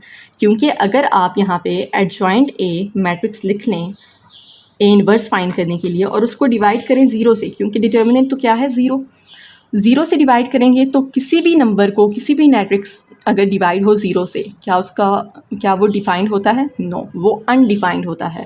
तो दैट मीन्स कि ए इनवर्स आपके पास एग्जिस्ट नहीं करता। जब ए इनवर्स एग्जिस्ट नहीं करता तो उसको हम बी से कैसे मल्टीप्लाई करें। सो यहाँ पे ये क्वेश्चन यहीं पे स्टॉप हो जाएगा, ठीक है। Solution does not exist. अगर यहाँ पे डिटर्मिनेंट 0 की इक्वल ना होता, ठीक है, तो जिस तरह पहले 2 पार्ट्स में फिर हमने मज़ीद स्टेप्स परफॉर्म किए हैं उसी तरह से हम क्वेश्चंस को सॉल्व करते हैं। अब क्वेश्चन नंबर 7 का जो पार्ट बी है उसकी तरफ हम मूव करते हैं। पार्ट बी है, use Cramer rule to solve system of linear equations if possible. अभी हमने मैट्रिक्स इन्वर्जन मेथड सीखा है, अब नेक्स्ट मेथड है क्रैमर रूल। लीनियर इक्वेशंस को एक तो हमने सब्स्टिट्यूशन मेथड से सॉल्व किया है, एलिमिनेशन मेथड से, ये मेथड्स आपको ऑलरेडी मालूम है। अब इस चैप्टर में हमने क्या किया है, एक मैट्रिक्स इन्वर्जन मेथड सीखा है, अब नेक्स्ट क्रैमर रूल है। ये भी बहुत इजी है। And the second thing is कि इफ़ पॉसिबल, दैट मीन्स कि यहाँ पे भी अब पॉसिबल हो भी सकता है इन इक्वेशंस को सॉल्व करना और कुछ केसेस में पॉसिबल नहीं भी होगा। ओके, सो क्रैमर रूल भी अब हम सीखेंगे स्टेप बाय स्टेप। तो हमने इन इक्वेशंस को सॉल्व क्यों करना है, एक्स और वाई की वैल्यू फाइंड करने के लिए, ठीक है। तो अब आपके पास इन्वर्जन मेथड तो प्रॉपर हमने जो मेथड जो है ना सीखा है वो आपको समझ आ चुकी है। अब क्रैमर रूल की बात करें तो एक्स और वाई की वैल्यूज़ फाइंड करने के लिए यहाँ पे फार्मूला है, और वो फार्मूला क्या है, determinant of A X divided by determinant of A, और वाई की वैल्यू फाइंड करने के लिए determinant of A Y divided by determinant of A. Okay, अब बात होगी कि ए मैट्रिक्स तो आपको थोड़ा बहुत आइडिया होगा ही कि हम यहाँ से जो है ना किस तरह से देखते हैं कि ए मैट्रिक्स हमारे पास किस तरह से आएगा, राइट, जिस तरह पिछले क्वेश्चंस में हमने किया था। अब बात है कि ए एक्स मैट्रिक्स और ए वाई मैट्रिक्स किस तरह से आएगा। जब वो होंगे तभी हम उनका डिटर्मिनेंट फाइंड करके यहाँ पे वैल्यू सब्स्टिट्यूट करके एक्स और वाई की वैल्यू फाइंड करेंगे, ठीक है। सो अब हम स्टेप बाय स्टेप इसको देखते हैं, लेकिन उससे पहले एक चीज़ आपने माइंड में रखनी है कि इफ़ पॉसिबल, कि अगर आपके पास इनका सॉल्यूशन एग्जिस्ट करता है तो अब ये हमें कैसे मालूम होगा। देखें, अब ये एक्स की वैल्यू फाइंड करने के लिए भी डिनोमिनेटर में क्या है, डिटर्मिनेंट ऑफ ए, वाई की वैल्यू फाइंड करने के लिए भी डिटर्मिनेंट ऑफ ए डिनोमिनेटर में है। ये 0 नहीं होना चाहिए तभी ये सॉल्व हो सकता है। अगर डिटर्मिनेंट 0 के इक्वल हो गया तो सॉल्यूशन एग्जिस्ट नहीं करेगा, सिंपल। ओके, सो अब हम बात करते हैं कि क्रैमर रूल में हमने determinant of A matrix A X matrix और ए वाई मैट्रिक्स किस तरह से जो है ना फाइंड करना है। सबसे पहले हम इसको मैट्रिक्स की फॉर्म में लिखते हैं, बहुत ईजी है, ठीक है। इनके कोएफिशिएंट्स लिखेंगे 2, 5 और इसके कोएफिशिएंट है 3 और 10, और एक मैट्रिक्स आ जाएगा वेरिएबल्स का, जिस तरह से इन्वर्जन मेथड में हम लिखते आए हैं, बिल्कुल इसी तरह से हम लिखेंगे, ठीक है। और इस मैट्रिक्स को हम नाम देंगे ए का, ये एक्स है, and that is equal to इस मैट्रिक्स को नाम दे दें बी का, ठीक है। अब दैट मीन्स कि ए मैट्रिक्स क्या है हमारे पास, किसके इक्वल है, 2, 5, 3 एंड 10। ए मैट्रिक्स तो आपको वैसे भी मालूम है हम किस तरह से लिखते हैं। अब हम देखते हैं कि ए एक्स मैट्रिक्स किस तरह से लिखा जाएगा और ए वाई मैट्रिक्स किस तरह से लिखा जाएगा। जब ये मैट्रिक्स हम लिख लेंगे तो डिटर्मिनेंट तो हम बहुत इजीली फाइंड करके इन फार्मूला में जो है ना सब्स्टिट्यूट कर देंगे। तो ए एक्स मैट्रिक्स किस तरह से लिखना है, देखिए यहाँ पे ये जो आपके पास है ना कॉलम नंबर 1, ठीक है। अगर आप लीनियर इक्वेशंस को भी देखें तो यहाँ पे क्या है, इन दोनों के साथ एक्स वेरिएबल है, ऐसा ही है ना। तो आपने क्या करना है, इसकी जगह पहले कॉलम की जगह, मतलब ये जो एक्स वेरिएबल के कोएफिशिएंट्स हैं इनकी जगह आपने क्या लिखना है, ये बी मैट्रिक्स। तो क्या आ जाएगा यहाँ पे 5 और 10, ठीक है। इसकी जगह आपने क्या लिख लिया, 5, 10, और ये second column as it is आ जाएगा। मतलब कि ये जो वाई वाले जो वाई वेरिएबल के कोएफिशिएंट्स है वो वैसे ही आ जाएंगे। तो ये आपके पास ए एक्स है। मतलब कि आपने सिंपल याद रखना है कि देखिए आपके पास लीनियर इक्वेशंस में एक्स वेरिएबल वाली टर्म पहले होती है, फिर वाई वाली टर्म होती है। तो जब आपने ए एक्स टर्म मैट्रिक्स लिखना है तो एक्स के कोएफिशिएंट्स की जगह आपने ये जो बी मैट्रिक्स है 5 और 10 लिख लिया, और वाई वाले एज इट इज़ आ जाएंगे। मतलब ए एक्स में एक्स वाले जो कोएफिशिएंट्स थे वो नहीं लिखने, राइट। तो अब आपको आइडिया हो चुका होगा कि ए वाई मैट्रिक्स किस तरह से लिखा जाएगा। उसमें आपने एक्स के जो कोएफिशिएंट्स हैं वो लिखने हैं 2 और 5, और वाई के जो कोएफिशिएंट्स हैं उसकी जगह ये बी मैट्रिक्स आ जाएगा। आई होप इट्स क्लियर, ठीक है। अब आपने क्या करना है, मैट्रिसेस तो लिख लिया, अब हमने क्या करना है, इन तीनों का डिटर्मिनेंट फाइंड करना है। सो 1 बाय 1 हम तीनों का डिटर्मिनेंट फाइंड करते हैं। सबसे पहले डिटर्मिनेंट ऑफ ए फाइंड करेंगे। अगर ये 0 के इक्वल हुआ तो क्वेश्चन यहीं पे स्टॉप हो जाएगा। 2 और 10 को मल्टीप्लाई करें 20, माइनस साइन, 3 और 5 को मल्टीप्लाई करें 15, तो क्या आ जाएगा, 5 जो 0 के इक्वल नहीं है। तो दैट मीन्स कि इसका सॉल्यूशन एग्जिस्ट करता है। अब हम करते हैं find determinant of A x. बिल्कुल वैसे ही फाइंड करेंगे जिस तरह से हम नॉर्मल डिटर्मिनेंट्स फाइंड करते हैं, ठीक है। तो 5 और 10 को मल्टीप्लाई करें 50, माइनस 3 और 10 को मल्टीप्लाई करें 30, and that is equal to 20। अब ए वाई मैट्रिक्स उसका डिटर्मिनेंट फाइंड करेंगे, ये जो मैट्रिक्स है, ठीक है। सो 2, 5, 5 और 10, तो क्रॉस मल्टीप्लिकेशन 2 और 10 को मल्टीप्लाई करें 20, माइनस 5 और 5 को मल्टीप्लाई करें 25, और इनको माइनस करें तो आ जाएगा -5। तो अब हमें जो है सिंपली फार्मूलाज में वैल्यू सब्स्टिट्यूट करनी है। एक्स किसकी इक्वल है, determinant of A X divided by determinant of A, और वाई किसकी इक्वल है, determinant of A Y divided by determinant of A. तो वैल्यू सब्स्टिट्यूट करेंगे। डिटर्मिनेंट ऑफ ए एक्स किसकी इक्वल है, 20 के, divided by determinant of A किसकी equal है, 5 के। तो क्या आंसर आ जाएगा इसका, 4। इसी तरह डिटर्मिनेंट ऑफ ए वाई किसकी इक्वल है, -5 के, divided by determinant of A किसकी इक्वल है, 5 के। डिवाइड करें, आंसर क्या आ जाएगा, -1। तो x की वैल्यू है 4 और y की वैल्यू है -1। सॉल्यूशन सेट हो जाएगा आपके पास 4 और -1। बहुत इजी क्वेश्चन है, आई होप कि आपको समझ आ गई होगी। अब इसका नेक्स्ट पार्ट सॉल्व करते हैं। पार्ट नंबर 2 है इसका, और यहाँ पे आप लीनियर इक्वेशंस को देख सकते हैं कि ये इनको थोड़ा हमें मॉडिफाई करना पड़ेगा, ठीक है। तो इसका हम क्या करते हैं, यहीं पे हम इसको थोड़ा सा रीअरेंज कर लेते हैं। x यहीं पे रहेगा, x पहले होता है ना, फिर -2y को इस साइड पे शिफ्ट करें तो क्या हो जाएगा, +2y is equal to 2/3 constant यहीं पे रहेगा, ठीक है। x वाली टर्म हमने पहले लिखनी है, फिर y की term, and that should be equal to constant. इसी तरह से यहाँ पे अब 4y is equal to 3 - 3x है, तो x वाली टर्म को हम इस साइड पे शिफ्ट करते हैं तो पॉजिटिव हो जाएगा, नेगेटिव है ना। सो 3x + 4y यहीं पे रहेगा इज़ इक्वल टू ये 3 भी यहीं पे रहेगा। तो ये आपके पास दोनों इक्वेशंस हमारे पास जो है ना अरेंज हो चुकी हैं।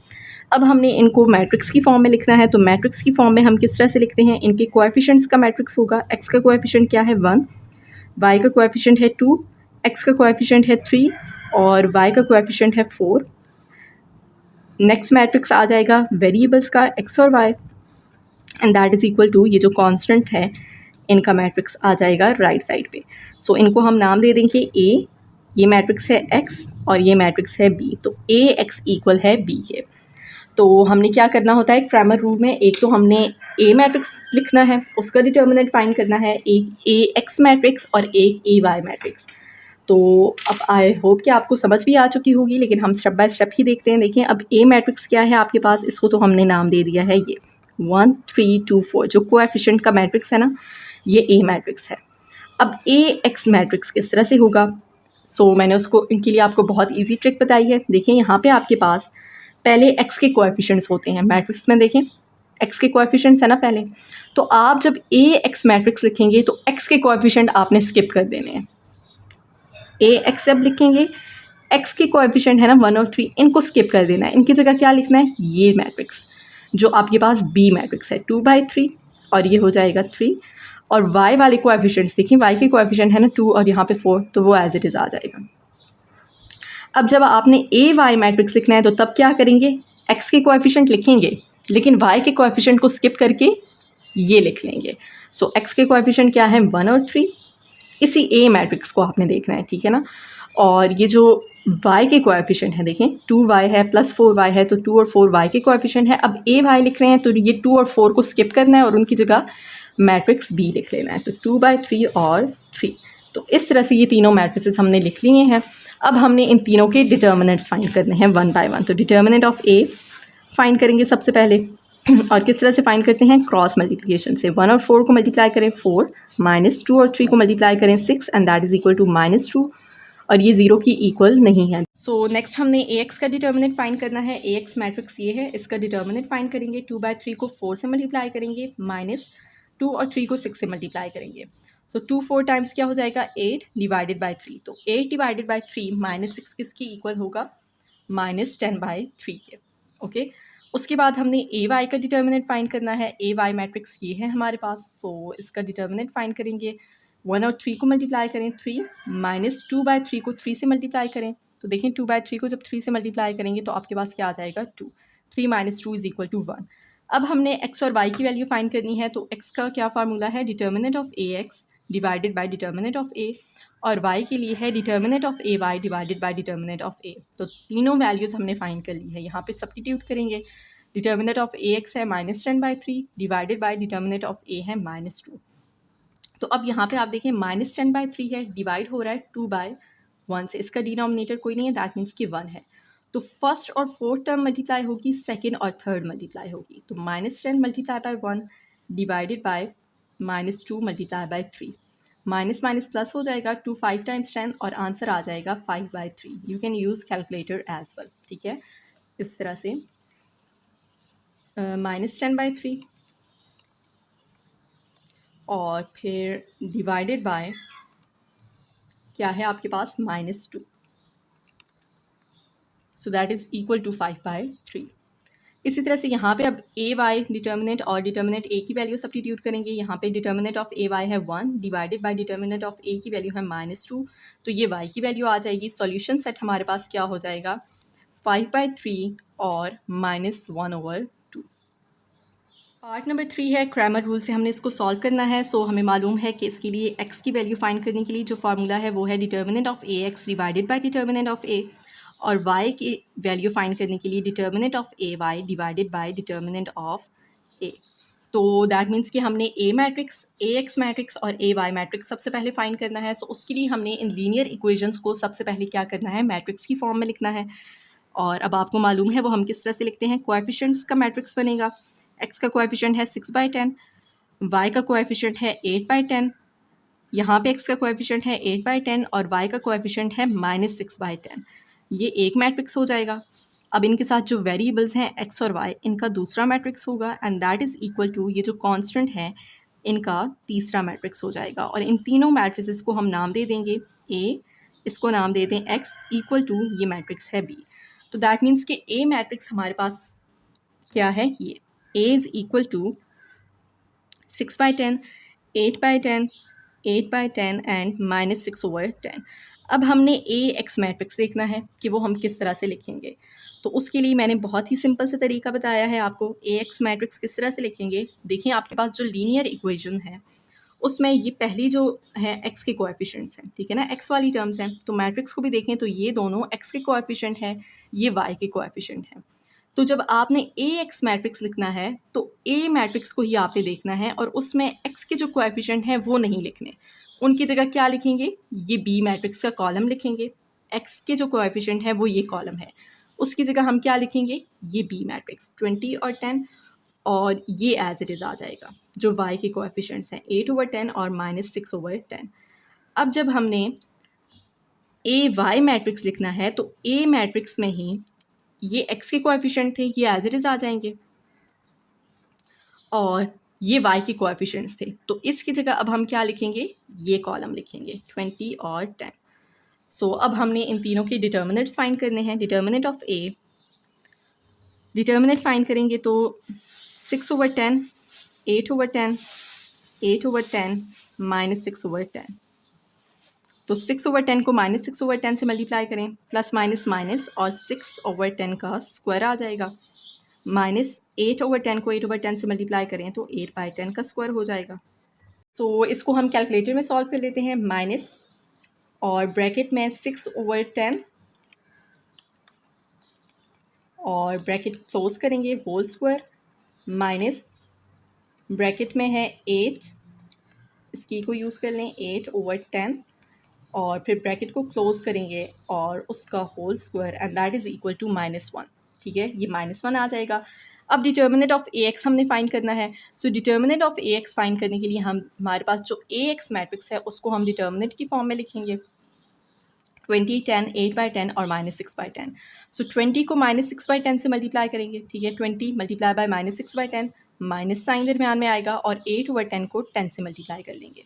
सो यहाँ पे 10 20 से कैंसिल हो जाएगा, ठीक है, तो 2 और -6 को मल्टीप्लाई करें -12, और -10 10 से कैंसिल हो जाएगा तो 8 आ जाएगा। -12 और -8 इज इक्वल टू -20। अब हमने ए वाई डिटर्मिनेंट फाइंड करना है। सो उसके लिए हमने क्या करना है, मैट्रिक्स को डिटर्मिनेंट की फॉर्म में लिख लिया। अब 6/10 को 10 से मल्टीप्लाई करेंगे तो 10 और 10 कैंसिल हो जाएगा, सिर्फ 6 आ जाएगा। -20 को 8/10 से मल्टीप्लाई करेंगे, ठीक है, तो 10 2 टाइम्स 20, तो 6 माइनस 8 और 2 को मल्टीप्लाई करें -16, और 6 -16 क्या हो जाएगा, -10। अब हमने x और y की वैल्यू फाइंड करनी है। हमें मालूम है कि x किसकी इक्वल है, a determinant of A X divided by determinant of A. तो डिटर्मिनेंट ऑफ ए एक्स की वैल्यू है -20 divided by determinant of A है हमारे पास -1, तो इसका आंसर आ जाएगा 20। अब y हमने फाइंड करना है, so that is equal to determinant of A Y divided by determinant of a. Values लिखेंगे, ठीक है, ये है आपके पास -10 और ये है -1, तो आंसर आ जाएगा 10। तो सॉल्यूशन सेट क्या होगा हमारे पास, 20 और 10। ऑर्डर पेयर की फॉर्म में आपने इसको लिख लेना है। पार्ट है पार्ट नंबर 4। तो सबसे पहले हमने इन इक्वेशन को थोड़ा रीअरेंज करना होगा, ठीक है। 16x + 2y और कांस्टेंट जो है -10, इसको इस साइड पे शिफ्ट करें तो पॉजिटिव हो जाएगा। इसी तरह से यहाँ पे भी हमने क्या करना है, x वाला जो कोएफिशिएंट है उसको पहले लिखना होगा, ठीक है ना। तो -3y और -24x को हम क्या करते हैं, दोनों नेगेटिव हैं, इस साइड पे शिफ्ट कर लेते हैं, तो क्या हो जाएगा, 15 यहीं पे रहेगा, -24x यहाँ पे आके पॉजिटिव हो जाएगा, और -3y इस साइड पे जाके पॉजिटिव हो जाएगा। तो अब हमने लेफ़्ट और राइट साइड को सिर्फ स्वैप कर लेना है, तो आपके पास आ जाएगा 24x + 3y is equal to 15। सिर्फ इन दोनों साइड्स को स्वैप कर लिया है, ठीक है। इन सिंपल वर्ड्स इन दोनों को हमने इस साइड पे शिफ्ट कर दिया और 15 एक ही साइड पे है। तो अब देखिए एक्स कोएफिशिएंट वाली टर्म्स पहले हैं, y की बाद में, और इक्वल के साइड पे कांस्टेंट है। अब हमने क्या करना है, इनको मैट्रिक्स की फॉर्म में लिखना है। तो सबसे पहले कोएफिशिएंट का मैट्रिक्स होगा 16, 24, 2 और 3। उसके बाद वेरिएबल्स का मैट्रिक्स होगा, and that is equal to 10 and 15। अब हमने क्या करना है, इनको नाम देना है। ये है आपके पास ए मैट्रिक्स, इसको नाम दे दें x, and that is equal to p। तो दैट मीन्स कि हमारे पास ए मैट्रिक्स क्या है, 16, 24, 2 एंड 3। अब हमने ए एक्स मैट्रिक्स लिखना है, तो वो हम किस तरह से लिखते हैं, एज आई टोल्ड यू कि ए मैट्रिक्स का जो फर्स्ट कॉलम होता है, देखें वो एक्स के कोएफिशिएंट है 16 और 24। तो ए एक्स जब लिख रहे हैं तो एक्स के कोएफिशिएंट नहीं लिखने, उसकी जगह क्या लिखना है, ये बी मैट्रिक्स का जो कॉलम है 10 एंड 15, और ये एज इट इज़ आएगा। अब हमने ए वाई मैट्रिक्स लिखना है। यहाँ पे स्टूडेंट्स मिस्टेक करते हैं इन मैट्रिसेस को लिखते हुए, सो आपने ध्यान से जो है ना इन मैट्रिसेस को लिखना है। इसी तरह से ए वाई मैट्रिक्स किस तरह से लिखेंगे, यहाँ पे देखें ये एक्स के कोएफिशिएंट थे 16 और 24, 2 और 3 वाई के कोएफिशिएंट थे। तो अब आपने ए वाई मैट्रिक्स जब लिखना है तो वाई के कोएफिशिएंट नहीं लिखने, 16 और 24 लिखना है, वाई के कोएफिशिएंट नहीं लिखने, उसकी जगह क्या लिखेंगे आप 10 और 15 जो बी मैट्रिक्स का कॉलम था। अब हमने क्या करना है, तीनों के डिटर्मिनेंट्स फाइंड करने हैं, क्योंकि हमें मालूम है कि x की वैल्यू किस तरह से फाइंड करेंगे, determinant of A X divided by determinant of A, और y का क्या फार्मूला है, determinant of A Y divided by determinant of A. तो इन तीनों मैट्रिसेस के हमने डिटर्मिनेंट्स फाइंड करने हैं। सबसे पहले डिटर्मिनेंट ऑफ ए फाइंड करेंगे, 16, 24, 2 एंड 3। सो क्रॉस मल्टीप्लिकेशन 16 और 3 को मल्टीप्लाई करें 48, माइनस 2 और 24 को मल्टीप्लाई करें 48 and that is equal to 0। अब जब आपके पास डिटर्मिनेंट ए ज़ीरो की इक्वल है, दैट मीन्स के इसका सॉल्यूशन एग्जिस्ट नहीं करता। ये चीज़ मैंने क्वेश्चंस के स्टार्ट में ही आपको बताई थी, क्योंकि देखिए एक्स किसकी इक्वल है, determinant of A X divided by determinant of A. यहाँ पे भी डिटर्मिनेंट ए डिनोमिनेटर में है। जब ये ज़ीरो हो गया है तो यहाँ पे कोई भी न्यूमरेटर में नंबर हो, जब आप उसको ज़ीरो से डिवाइड करते हैं वो अनडिफाइंड होता है, ठीक है। तो अब डिटर्मिनेंट ऑफ ए एक्स और determinant of A y find करने की ज़रूरत नहीं है, क्योंकि इसका सॉल्यूशन एग्जिस्ट नहीं करता। क्यों नहीं करता, क्योंकि डिटर्मिनेंट ऑफ ए ज़ीरो के इक्वल है, सो सॉल्यूशन डज नॉट एग्जिस्ट। ये चीज़ आपने यहाँ पे मेंशन कर देनी है, क्योंकि डिटर्मिनेंट ऑफ ए ज़ीरो के इक्वल है। ये एक्सरसाइज 3.3 यहाँ पे कंप्लीट हो चुकी है। आई होप कि ये सारे क्वेश्चंस आपको समझ आ चुके हैं, but still in case of any Curie, any confusion, you can ask me in the comment section. और नेक्स्ट एक्सरसाइज अब इंशाल्लाह हम नेक्स्ट लेक्चर में कंप्लीट करेंगे।